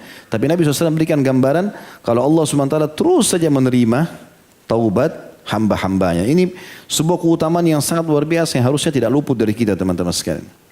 Firman Allah yang lain juga disebutkan di dalam surah Maryam. Surah nomor 19 ayat 60 sampai 61. A'udzubillahi minasyaitonirrajim. Dan ini pertengahan ayat ya. Illa man taba wa amana wa amila salihan faulaika yadkhulunal jannata wa la yudlamuna syai'a. Kecuali orang-orang yang taubat. Ini tentang orang meninggalkan sholat ya. Orang meninggalkan sholat, orang lari di surah Maryam ini. Kemudian kata Allah SWT, kecuali orang yang taubat, ya dia beriman lalu dia tahu. Kecuali orang yang taubat lalu dia beriman dan beramal saleh, maka mereka pasti pada saat meninggal masuk ke dalam surga dan tidak ada kezaliman sedikit pun bagi dia. Itu ayat 60. Lalu Allah sebutkan surga yang dijanjikan itu. Jannati adnin allati wa'adar rahmanu ibadahu bil ghaib innahu kana wa'duhu ma'tiya. Ketahuilah surga Aden, surga yang penuh dengan keindahan, dijanjikan oleh Zat yang Maha Penyayang ya, kepada hamba-hambanya secara gaib, dan itu janjinya pasti akan datang. Jadi saksi bahasan kita adalah orang yang taubat, beriman dan beramal saleh. Mereka pasti masuk surga. Kemudian juga dalam surah Nuh, surah nomor 71 ayat 10 sampai ayat 12 tentang keutamaan istighfar dan taubat akan mendatangkan rezeki, kesehatan, ketentraman hidup, kedamaian. Enak sekali itu. Saya yakin di sini insya Allah ikhwan dan akhwat kita semua, bukan cuma antum, saya mungkin kita memiliki masa lalu yang salah, pernah buat dosa, manusia buat salah gitu kan. Tapi setelah kita hijrah, kita coba, kita belajar, kita faham, ada kenikmatan. Kalau enggak mungkin antum mau tunggu 2 jam begini. Enggak mungkin kita mau sholat berjamaah di masjid, enggak mungkin terdorong untuk kita beristighfar dan bertobat kepada Allah SWT. Maka itu ada kenikmatannya. Ini tinggal dipertahankan saja. Allah mengatakan melalui lisan Nuh alaihissalam, A'udzu billahi minasyaitonir rajim, faqul istaghfiru rabbakum innahu kana ghaffara. Aku berkata kepada kaumku, ya Allah, istighfarlah kalian kepada Tuhan kalian karena Dia Maha Pengampun. Sebesar apapun dosa kalian Dia akan maafkan. Manfaatnya yursilis sama alaikum idrara. Maka Dia akan turunkan dari langit air yang deras, maksudnya hujan lebat. Karena dengan hujan tumbuh-tumbuhan akan hidup ya. Kemudian hewan-hewan hidup, manusia hidup. Hujan dibutuhkan oleh manusia. Makna yang lain kata ulama tafsir, diturunkan dari langit rezeki yang luas. Kemudian ayat 12-nya, wa yumditkum bi amwalin wa banin wa yaj'al lakum jannatin wa yaj'al lakum anhara. Dan Dia otomatis dengan istighfar itu akan memperbanyak harta kalian dan keturunan kalian, juga memberikan kepada kalian kebun-kebun yang lebat dan juga sungai-sungai yang banyak. Kemudian surah Al-Imran, surah nomor 3 ayat 16. A'udzu billahi minasyaitonir rajim. Alladzina yaqulun rabbana innana amanna faghfir lana dzunubana wa qina adzabannar. Ya, Allah SWT mengajarkan kita salah satu cara beristighfar selain astaghfirullah wa atubu ilaih. Kan lafaznya macam-macam, astaghfirullahal azim alladzi la ilaha illa huwal hayyul qayyum wa atubu ilaih. Allahumma anta rabbi la ilaha illa anta khalaqtani wa ana abduka wa ana ala ahdika wa wa'dika mastata'at a'udzubika min syarri ma sana'at abu'u laka bi ni'matika alayya wa abu'u bidzambi faghfirli fa innahu la yaghfiru dzunuba illa ant rabbi ghfirli wa li walidayhima rabbi ghfirli wa li walidayhima kama rabbayani shaghira. Juga di sini ada Rabbana innana amanna faghfir lana dzunubana wa qina adzabannar. Ya Allah, kami sudah beriman, ya, kata Allah, orang-orang yang mengucapkan ini diampuni dosanya. Mereka mengatakan Rabbana innana amanna, wahai Tuhan kami, kami sudah beriman, faghfir lana dzunubana wa qina adzabannar. Maka ampunilah dosa-dosa kami dan selamatkanlah kami dari api neraka. Syekh Utsaimin rahimahullah menekankan bahwasanya taubat nasuha memiliki 5 syarat mutlak. Ya. Yang pertama adalah ikhlas. Betul-betul makna ikhlas adalah mengharapkan pahala dari taubat itu serta takut akan azab Allah, ya. Bila tidak taubat akan dihukum. Itu maknanya ikhlas. Jadi bukan hanya mengatakan sama temannya, sama istrinya, sama suaminya, sama orang tuanya, iya saya mau taubat. Bukan itu, gak cukup. Harus seseorang betul-betul dia dari hatinya mengharapkan pahala dari tobat itu. Dianggap betul-betul dijadikan tobat itu ibadah. Kemudian dia takut kalau dia tidak sempat taubat, maka azab Allah akan datang. Ini sudah masyhur tentunya hadis Nabi SAW yang masyhur dalam hadis Abu Daud. Inna Allah la yakbalu amalan illa ma kana khalisan liwajhi. Allah tidak akan menerima perbuatan kecuali yang ikhlas karenanya. Yang kedua, penyesalan dilandasi dengan ilmu dan keyakinan. Menyesal, tapi menyesalnya bukan karena ketahuan. Ya. Menyesal bukan karena terpaksa. Menyesal bukan karena tidak enak. Ya, sama orang-orang, sama atasan, sama pasangan hidup. Ada banyak orang begitu, selingkuh ketahuan. Nangis-nangis depan pasangannya, tapi karena itu saja. Makanya dia ulangi lagi.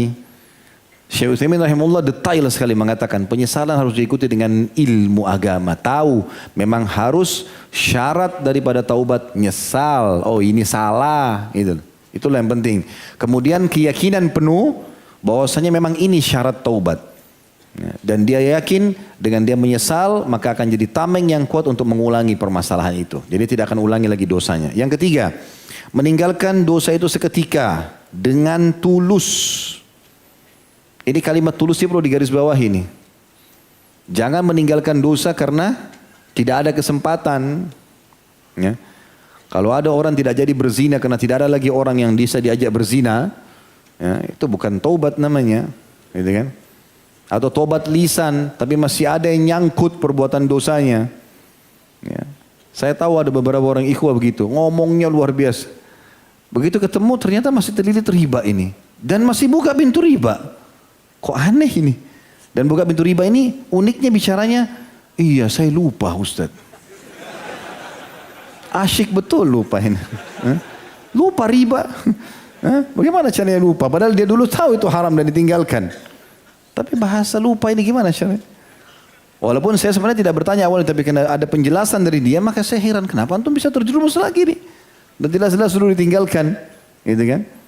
Jadi subhanallah ada orang begitu, karena tidak tulus. Meninggalkan itu harus dengan tulus.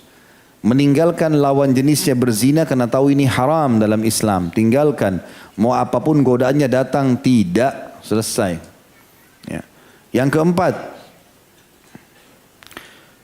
Tekad untuk tidak mengulanginya. Jadi berjanji kepada Allah antara dia dengan Allah SWT dalam hatinya tidak akan mengulanginya. Ini harus betul-betul tulus dia kepada Allah SWT. Yang kelima. Dia bertaubat bukan di masa yang sudah tidak diterima taubat lagi. Seperti misalnya pada saat terbitnya matahari dari barat. Ya sudah muncul tanda-tanda hari kiamat besar ya. Tanda-tanda kiamat besar tentu kalau masih keluar dajjal, masih kabut, masih keluarnya dabah hewan melata, masih ada longsor yang terjadi, masih diterima semua taubat. Tapi kalau sudah terbit matahari dari barat sudah selesai. Kata Nabi SAW dalam hadis sahih, ya, riwayat Bukhari Muslim, taubat diterima selama matahari belum terbit dari barat, ya. Begitu juga sebelum yang kedua sebelum ruh, tapi ini secara umum ya. Berarti selama itu belum ada masih bisa terima taubat. Kalau secara khusus, ini Syekh Utsaimin tekankan mengatakan kalau secara khusus adalah pada saat ruh sudah sampai di tenggorokan. Kata Nabi SAW, taubat diterima selama Belum sampai ke tenggorokan. Karena ruh itu akan ditarik terus keluar melewati tenggorokan. Seperti itulah. Ya. Dan selama 5 syarat ini insya Allah dipenuhi, maka taubatnya akan diterima oleh Allah subhanahu wa ta'ala.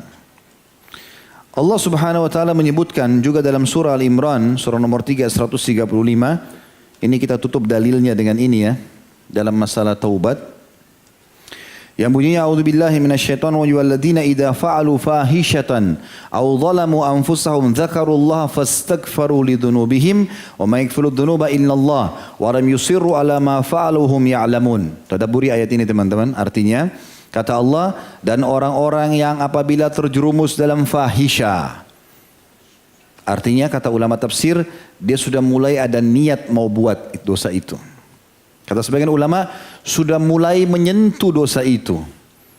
Sudah mulai lagi mau berzina, sudah mulai lagi mau berbohong, sudah mulai lagi mau riba.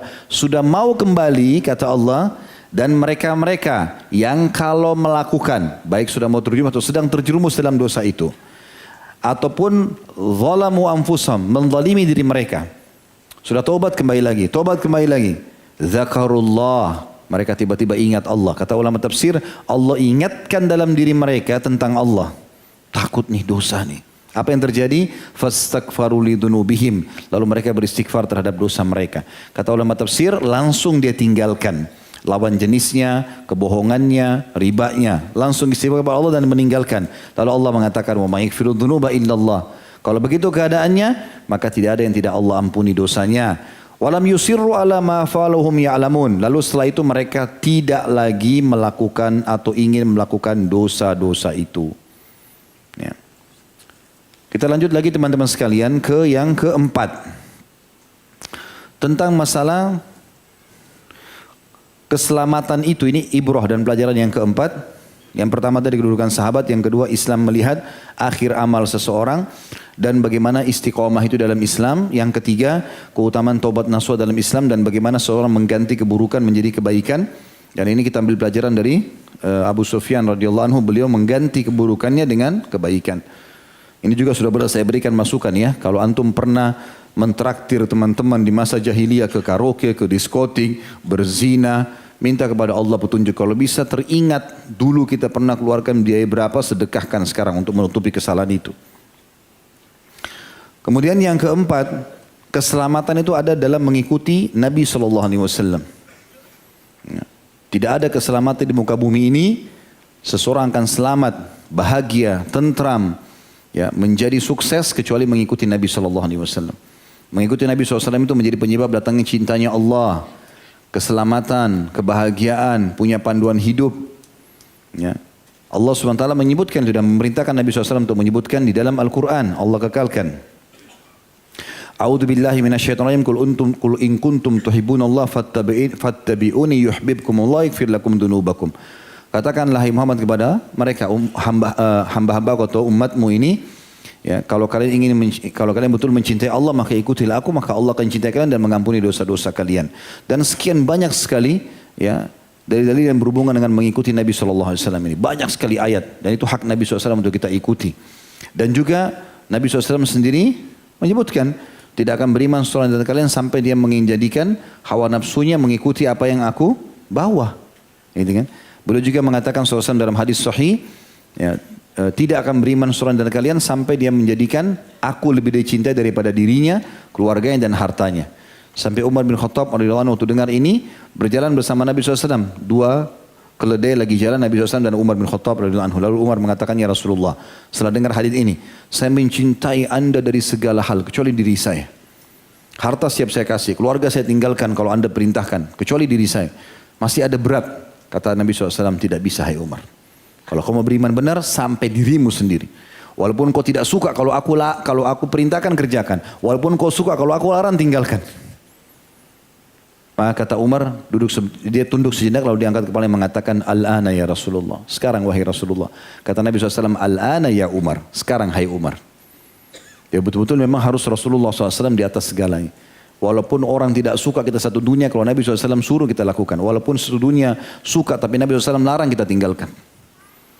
Semua yang Nabi SAW suka, teman-teman sekalian perintahkan berjenggot, lakukan karena Nabi SAW. Sholat tepat waktu, iya. Semuanya karena mengikuti Nabi SAW.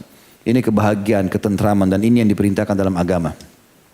Sampai ulama mensyaratkan diterimanya amal dengan 2 syarat. Ikhlas kepada Allah dan mutaba'at Nabi SAW. Mengikuti Nabi SAW. Jangan berbuat apapun kecuali yang diajarkan Nabi SAW. Dan jangan tinggalkan kecuali apa yang dilarang oleh Nabi SAW.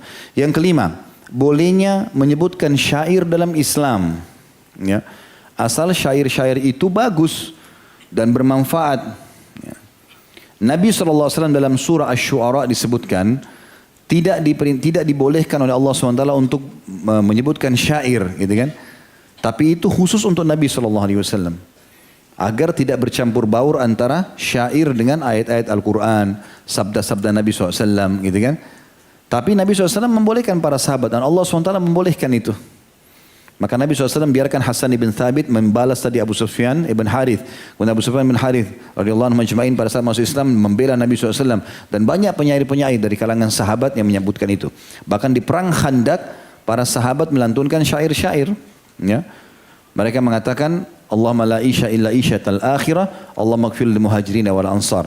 Ya Allah, tidak ada kehidupan kecuali kehidupan akhirat, dan ya Allah ampunilah muhajirin dan ansar. Dan hampir seluruh sahabat 1000 orang di Khandak melantunkan syair tersebut. Dan Nabi SAW membolehkan itu untuk memberikan semangat kepada mereka, gitu kan. Dan hampir semua dalam histori jihad, medan jihad dari sahabat, dari tabi'in, dari zaman Nabi SAW, sahabat, tabi'in, tabi'in, mereka biasanya memanggil atau mengajak para orang-orang qurra, pembaca Al-Quran yang suaranya bagus, para orang-orang yang memberi motivasi yang bagus, dan para penyair untuk memotivasi pasukan agar mau mempertahankan agama Allah. Kemudian yang keenam, ya, yang bisa diambil pelajaran juga adalah kedudukan kerabat Nabi alaihissalatu wassalam. Ya, karena di sini adalah kerabat Nabi alaihissalatu wassalam. Selama mereka beriman kepada Allah SWT, mereka punya kedudukan. Nabi SAW mengingatkan, ithrati, keluargaku, keturunanku. Nabi SAW mengingatkan itu. Selama mereka dalam keadaan benar, maka mereka didukung. Tentu kalau mereka dalam keadaan salah, diingatkan. Kalau dalam keadaan kufur, tentu ini juga ditinggalkan. Seperti terjadi ya Abu Lahab, paman Nabi SAW. Di antara paman Nabi kan ada yang meninggal dalam keadaan kufur. Abu Lahab dan Abu Talib. Pada saat Nabi SAW itu jadi Nabi, jadi ada 4 paman Nabi yang hidup. 2 masuk Islam, 2 kafir. Abu Lahab sama Abu Talib meninggal dalam keadaan kufur, sementara Hamzah dan Abbas meninggal dalam keadaan Islam. Radhiyallahu anhum ajma'in. Itulah. Jadi kerabat-kerabat Nabi SAW punya kedudukan dalam Islam. Bagaimana kita membacakan salawat kepada mereka pada saat kita sedang tahiyat. Allahumma salli ala Muhammadin wa ala ali Muhammad. Kita berikan salam kepada mereka. Dan ahli sunnah wal jamaah, orang yang paling menghormati keluarga Nabi SAW. Tapi pada porsi dan tempat yang tepat. Pada saat mereka benar didukung, pada saat salah diingatkan. Gitu kan? Tapi mereka punya kedudukan di mata kaum muslimin. Ya, sebagaimana Nabi SAW sebutkan tentang Abu Sufyan radhiyallahu anhu, dia adalah bagian dari salah satu dari keluargaku yang terbaik. Kemudian selanjutnya yang ketujuh adalah adanya atau dibolehkan dalam Islam susuan, saudara susuan. Ini tentu saya tidak akan jelaskan panjang lebar lagi dalil-dalilnya karena cukup panjang lebar saya jelaskan dulu ya pada saat menjelaskan sahabat Nabi Salim Maula Abi Hudzaifah. Kalau antum kembali ke YouTube itu sudah ada insyaAllah Salim Maula Abi Hudzaifah. Saya jelaskan banyak dari dalilnya, hukum-hukum syar'i, pendapat ulama berhubungan dengan masalah itu ya. Tapi yang jelas susuan ini kata Nabi SAW terjadi atau terjalin dalam susuan ini apa yang terjalin pada nasab. Ya. Jadi misalnya saya disusui oleh ibu tetangga dan ibu tetangga itu punya anak 3 perempuan, maka selama saya sudah minum dan saya kenyang, maka saya menjadi anak susuan ibu itu dan saya juga menjadi saudara susuan dari 3 orang perempuan tadi. Tidak boleh saya menikah. Mereka seperti saudari saya. Ya, kena susuan tadi. Nah, tapi ini tidak berlaku sebaliknya. Kalau saya punya saudara laki-laki 3, tidak berlaku bagi anak-anak ibu itu. Makanya saya sarankan, sekarang kan ada istilah donor ASI. Ya. Jadi bukan cuma donor darah, tapi ada donor ASI. Orang ibu-ibu yang punya Masya Allah ASI yang banyak, maka mereka biasa sumbangkan. Nah ini harus ditulis jelas dari ibu siapa. Ya, karena anak yang sudah minum jadi anak dia. Gitu kan? Ini jadi masalah, harus hati-hati. Dan kalau sudah menjadi saudara susuan terjadi seperti mahram. Ingat itu. Pernah di zaman Nabi SAW dalam hadis Bukhari ada 2 orang menikah. Sudah saling suka nih. Laki-laki sama perempuan. Pas selesai akad nikah. Ada satu ibu-ibu datang lalu mengatakan, ya Rasulullah. Nih 2 orang yang baru anda nikahkan nih. Saya dulu susuin mereka berdua nih. Nggak ada hubungan kerabat tapi dua-dua ini susuan saya. Maka Nabi SAW pisahkan. Nggak boleh lagi jadi suami istri. Padahal baru sudah akad nikah. Ya. Nah, ini harus hati-hati. Makanya kita tidak boleh sembarangan memberikan ASI bagi akhwat kita, ummahat kita, hati-hati masalah ini. Dan kita pun kalau misalnya ada akhwat yang tadi menyumbang sembarangan tanpa memberikan namanya, ini berbahaya. Atau menerima ASI sembarangan tanpa mengetahui sumbernya. Karena anak kita jadi mahramnya dia. Dan anak-anak dia jadi mahram anak kita. Ini jadi hukum syar'i itu sendiri. Makanya harus hati-hati ya. Dan ini juga punya kedudukan sendiri dalam Islam. Karena berlaku baginya apa yang berlaku bagi nasab. Ya. Kemudian teman-teman yang terakhir yang kita akan bahas juga. Ada poin dulu yang sebelum terakhir ini. Masalah poin yang ke-8 ya. Tentang masalah dihukuminya orang yang mati dalam keadaan ihram mati syahid. Kalau meninggal. Sebagaimana para sahabat menghakimi Abu Sufyan bin Harith mati syahid. Pada saat tadi dia lagi tahallul lalu kutil kepalanya, ya luka, kemudian dia meninggal gara-gara itu dianggap dia mati syahid. Maka dikuburlah dia dengan baju ihramnya. Dan ini juga keutamaan orang yang meninggal dalam keadaan ihram. Sebagaimana sabda Nabi SAW, siapapun yang meninggal dalam keadaan ihram maka kuburlah mereka dengan baju ihram itu karena mereka akan dibangkitkan dalam kondisi bertalbiyah. Ya. Kemudian yang terakhir teman-teman sekalian tentang masalah adanya firasatul mu'min. Ini sedikit kita akan titik beratkan dulu bahasannya. Masalah firasatul mu'min ini teman-teman adalah hal yang mendasar. Sebenarnya ada hadis Nabi SAW yang diperselisihkan oleh para ulama tentang masalah kesahihannya. Ada yang mendhaifkannya. Nah, bahkan ada yang menghakiminya sebagai hadis yang maudhu. Tapi ada juga yang menghasankannya. Ya, khilaf di antara ahli hadis masalah itu. Yaitu hadis Nabi SAW yang berbunyi, berhati-hatilah kalian terhadap firasat orang mukmin sebab ia melihat dengan cahaya Allah. Hadis ini riwayatkan Tirmidzi dari Abu Sa'id Al-Khudri. Ya. Hadis ini dibersihkan oleh para ulama. Ada yang mengkategorikan sebagai hadis yang maudhu seperti Ibnu Qayyim dan yang lainnya. Tapi ada juga yang menghasankannya seperti Ibnu Hajar, Al-Haythami, As-Suyuti, Asy-Syaukani dan yang beberapa yang lainnya. Yang jelas teman-teman sekalian, hadis ini bagi yang memeganginya sebagai hadis yang diterima, ya, hati-hatilah kalian dengan firasat orang mukmin karena dia melihat dengan cahaya Allah. Ini cukup banyak diceritakan oleh para ulama tentang masalah kisah-kisah berhubungan dengan masalah itu. Yang ternyata ini ada, gitu kan. Contoh waktu dinukil kisah Umar bin Khattab radhiyallahu anhu, beliau itu sangat peka sekali, ya. Sangat peka dan jeli sekali. Dan beliau bisa tepat dalam apa yang dia ucapkan. Jadi feelingnya itu betul-betul peka sekali. Beliau pernah mengirim pasukan ke wilayah Persia dan pasukan itu lagi menyerang. Lalu Umar bin Khattab merasa gelisah. Dia pun naik ke atas mimbar, lalu dia teriak di atas mimbar sementara dia ceramah kepada sahabat yang ada di Madinah. Dia mengatakan, wahai pasukanku, naiklah kalian ke bukit, ke bukitlah. Bahasa begitu. Orang di Madinah belum faham apa ini. Umar bin Khattab bicara masalah apa ini. Nah, orang lagi di masjid disuruh ke bukit, gimana ceritanya nih? Ya. Tapi orang belum faham. Subhanallah, setelah pulang pasukan itu dari Persia, baru Umar bin Khattab biasa punya tradisi radhiyallahu anhu suka dudukin orang yang diutus pergi datang mendakwahi satu kaum atau pergi berperang, disuruh datang dikumpulin orang. Nih ceritain pengalaman kalian secara keimanan apa nih? Gitu.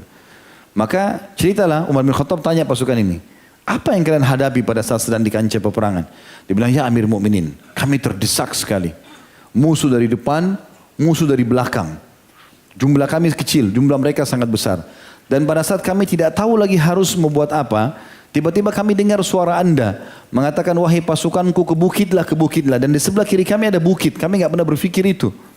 Setelah dengar suara Anda entah dari mana sementara Anda di Madinah, maka tiba-tiba kami pun naik ke atas bukit dan kami berhasil menjadikan sebagai benteng kami mengalahkan musuh dari atas bukit itu. Ini sebagian ulama menukil mengatakan ini firasat Umar radhiyallahu anhu. Bagaimana Allah SWT memberikan dia firasat seperti itu. Juga dinukil bahwasanya Abu Yusuf ini muridnya Abu Hanifah. Pernah saya ceritakan kisahnya sebagian, tapi ini kisah yang lain gitu. Pernah satu kali Abu Yusuf ini lagi duduk bersama Harun al-Rashid, salah satu khalifah Abbasi. Kalau tidak salah antara tahun 227 Hijriah, Harun al-Rashid ini berkuasa. Yang jelas dia pernah duduk sama Abu Yusuf. Abu Yusuf dianggap ulama besar pada saat itu, dipanggillah makan oleh Harun al-Rashid khalifah. Lalu dikeluarkanlah makanan namanya faluja. Makanan ini makanan mewah, dimakan oleh raja-raja saja. Dan makanan ini kacang-kacangan dibuat sedemikian rupa begitu sedap sekali. Dan biasanya dicelupkan di minyak. Dan minyak ini dibuat juga dari fustuk. Fustuk itu kayak kacang juga, kacang mahal gitu ya. Jadi digoreng sedemikian rupa, sebelum dibuat ada minyaknya lalu dicelupin lalu dimakan. Mewah sekali lah pada saat itu. Maka tiba-tiba Amir Mu'minin waktu itu, Harun Rashid mengatakan kepada Abu Yusuf, ya, dia bilang, hai Abu Yusuf, makanlah ini. Ini faluja dan ini ya ada dicelupkan di minyak fustuk gitu. Ya. Ini cuma kami tidak tiap hari siapkan ini, cuma waktu tertentu dan ini kebetulan Anda datang. Tiba-tiba Abu Yusuf ketawa. Ya. Tawa dia tiba-tiba. Lalu Harun Rashid mengatakan, kenapa Anda tertawa? Dia bilang, sebentar Amir Mu'minin, izinkan saya selesaikan ketawa saya dulu. Gitu. Dia ketawa lagi, gitu kan. Harun Rashid penasaran, kenapa Anda ketawa? Dia bilang, izinkan sebentar, saya selesaikan dulu. Ketawa terbahak-bahak dia gitu. Tapi ketawa itu sambil akhir ketawa meneteskan air mata. Kata Harun Rashid, kenapa? Coba ceritakan kepada saya. Dia bilang, subhanallah, saya teringat guru saya Abu Hanifah, rahimahullah. Gitu kan. Kata Harun Rashid, kenapa? Apa kisahnya? Dia bilang kisahnya begini. Ayah saya, kata Abu Yusuf, namanya Ibrahim bin Habib. Abu Yusuf ini namanya Yakub. Ayahnya namanya Ibrahim bin Habib. Jadi Yakub bin Ibrahim bin Habib gitu. Dia mengatakan, Yakub bin Ibrahim bin Habib ya. Dia mengatakan ayah saya Ibrahim bin Habib ini, dulu selalu saja, waktu dia meninggal dunia, ibu saya selalu membawa saya untuk menjadi pekerja, tukang binatu ya. Ya buat-buat benda apa yang bisa kerja, kayu, besi, segala pandai. Itulah kemahiran supaya punya pendapatan karena hidup kami susah. Tapi satu waktu saya melewati halakannya Abu Hanifah di masjid. Saya mampir dengar, kok enak gitu loh. Saya masih kecil dia bilang waktu itu. Masih 10 tahunan. Saya duduk kok enak ya. Saya nyaman merasa bisa hadir di majelis itu. Kemudian ibu saya cari kok sampai nggak ada ini anak. Dicari-cari ketemu di majelisnya Abu Hanifah. Ditarik lagi secara paksa dia bilang. Hampir setiap hari saya seperti itu. Sampai akhirnya ibu saya sudah jenuh. Dan ibu saya mengatakan kepada Abu Hanifah. Sungguh anak ini sudah tidak bisa lagi. Saya bendung untuk bekerja. Saya ajak bekerja. Selalu mau hadir di majelis anda saja. Maka kata Abu Hanifah. Biarkan saja dia ibu. Karena kalau dia ikut belajar denganku. Maka dia nanti satu waktu akan makan faluja yang dicelupkan di minyak fustuk. Ya. Kata Abu Hanifah, ini anak masih kecil. Ini anak ini kalau belajar benar nih, maka dia akan makan nanti makanannya raja-raja. Dan kata Abu Yusuf, diulangi lagi pada saat itu, mulai Abu Yusuf sudah mulai pintar beragama, sudah banyak ilmunya. Kata Abu Hanifah, wahai Abu Yusuf, dengan ilmumu sekarang ini, kau akan makan nanti makanan faluja itu dicelupkan dengan minyak fustuk. Kata Abu Yusuf sambil nangis mengatakan, saya terharu karena mengingat guru saya dan saya tertawa dengan firasat dia. Maksudnya bukan tertawa karena menghina tapi karena luar biasa gembira bagaimana Allah buktikan kalau orang mukmin memang punya firasat. Maka Harun Rashid kagum dengan kisah itu lalu mengatakan, sungguh aku bersumpah ilmu itu benar-benar mengangkat derajat seseorang dan bermanfaat baginya. Bagi baik agamanya maupun akhiratnya. Lalu kemudian Khalifah pun ikut pada saat itu mendoakan Abu Yusuf dan Abu Hanifah. Ya. Jadi ini termasuk ya, kisah yang dinukil. Kemudian juga diceritakan banyak sekali ya, kisah-kisah berhubungan dengan masalah ini. Di antaranya adalah kisah tentang Imam Syafi'i rahimahullah. Imam Syafi'i rahimahullah pernah sedang bersama sahabatnya bernama Muhammad bin Al-Hasan. Muhammad bin Al-Hasan. Jadi dua-duanya ini kebetulan lagi melihat ada orang laki-laki di masjid. Lalu Imam Syafi'i mengatakan, kalau saya lihat orang ini sepertinya tukang kayu. Padahal tidak ada alatnya, tidak ada apa, cuma duduk. Imam Syafi'i mengatakan, saya lihat orang ini kayaknya tukang kayu. Muhammad bin Hasan, sahabatnya Abu Hanifah, ulama juga mengatakan, kalau saya lihat sepertinya orang ini tukang besi. Jadi mereka cuma mengatakan begitu saja. Perasaan saya mengatakan ini tukang kayu, yang satu mengatakan ini tukang besi. Maka tiba-tiba keduanya sepakat, ayo kita tanya aja. Kira-kira pekerjaannya apa orang ini? Maka waktu ditanya orang tersebut, laki-laki itu langsung mengatakan, saya dulu tukang kayu. Dan sekarang saya ganti profesi menjadi tukang besi. Artinya Imam Syafi'i betul, Muhammad bin Hasan betul. Ya. Lalu kemudian juga dinukil kisah bahwasanya ada seorang laki-laki ahli Al-Quran. Pada saat dia sedang duduk bersama ulama, salah satu ulama itu berkata kepadanya, duduklah, sungguh saya mencium dari perkataanmu bau kekufuran. Dia pun baca Quran, tapi dipanggil sama gurunya. Saya lihat ada sesuatu kekufuran dari kamu ini. Maka laki-laki itu lalu yang tadi Al-Quran diceritakan, setelah itu ahli Al-Quran itu menceritakan bahwasanya dia mimpi memeluk agama Nasrani. Lalu ditanyakan kepadanya, apakah engkau hafal ayat Al-Quran? Ditanya sama gurunya, dia mengatakan, saya tidak hafal di dalam mimpi itu kecuali firman Allah SWT dalam surah Al-Hijr ayat 2. Orang-orang kafir itu kadang-kadang nanti di akhirat menginginkan sekiranya mereka di dunia kembali kepada Muslim. Maka gurunya mengatakan kalau begitu isti'adalah kepada Allah dari mimpimu itu. Artinya kalau gurunya tidak bertanya tadi seperti itu, ya tidak mengatakan bahwasanya saya sepertinya merasakan ada kekufuran padamu. Ya dengan begitu, dengan dia merasa itu. Maka muridnya mengatakan saya tidak tahu apa-apa tapi memang saya mimpi masuk agama Nasrani. Akhirnya gurunya suruh dia isti'adah dari mimpi itu. Karena bisa saja syaitan datang menggoda dia. Seperti itulah. Kemudian Abu Sa'id Al-Kharraz pernah berkata juga, saya pernah melihat seseorang laki-laki fakir di Masjidil Haram. Dia tidak memiliki apa-apa selain pakaian untuk menutupi auratnya saja. Lalu saya menghindar dan menyingkir darinya. Lantas dia yang kusangka fakir tersebut berfirasat tentang aku dan berkata, ketahuilah bahwa Allah mengetahui apa yang ada dalam hatimu, maka takutlah kepadanya. Maka aku pun menyesal atas tindakanku tersebut dan saya beristighfar. Lalu dia berkata, orang yang tadi itu ya, jadi orang ini menemui satu orang di Masjid Haram kelihatannya miskin, bajunya kotor.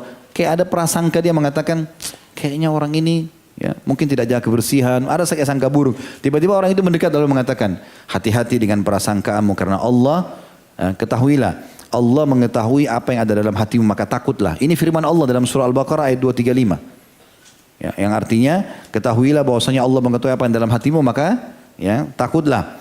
Maka dia bilang aku pun menyesal. Lalu dia membaca firman Allah dalam surah Syura ayat 25. Orang itu bilang lagi, ya, dan dialah Allah yang menerima taubat hamba-hamba dan memaafkan kesalahan-kesalahan dan mengetahui apa yang dikerjakan oleh hamba-hambanya. Dan sekian banyak kisah yang berhubungan dengan masalah ya orang-orang yang firasat mu'min. Dan ini kita hubungkan dengan tokoh kita. Karena Abu Sufyan bin Harith radhiyallahu anhu, beliau merasa pada saat mau meninggal punya firasat akan meninggal dunia. Dan ini dirasakan luar biasa oleh beliau sampai dia menggali liang lahat dan dia mengatakan kepada keluarganya, saya akan meninggal beberapa hari lagi. Lalu mulailah dia ya menasihati keluarganya mengatakan jangan tangisi kalau saya meninggal karena semenjak masuk Islam saya tidak pernah lagi berbuat dosa. Allahu a'lam.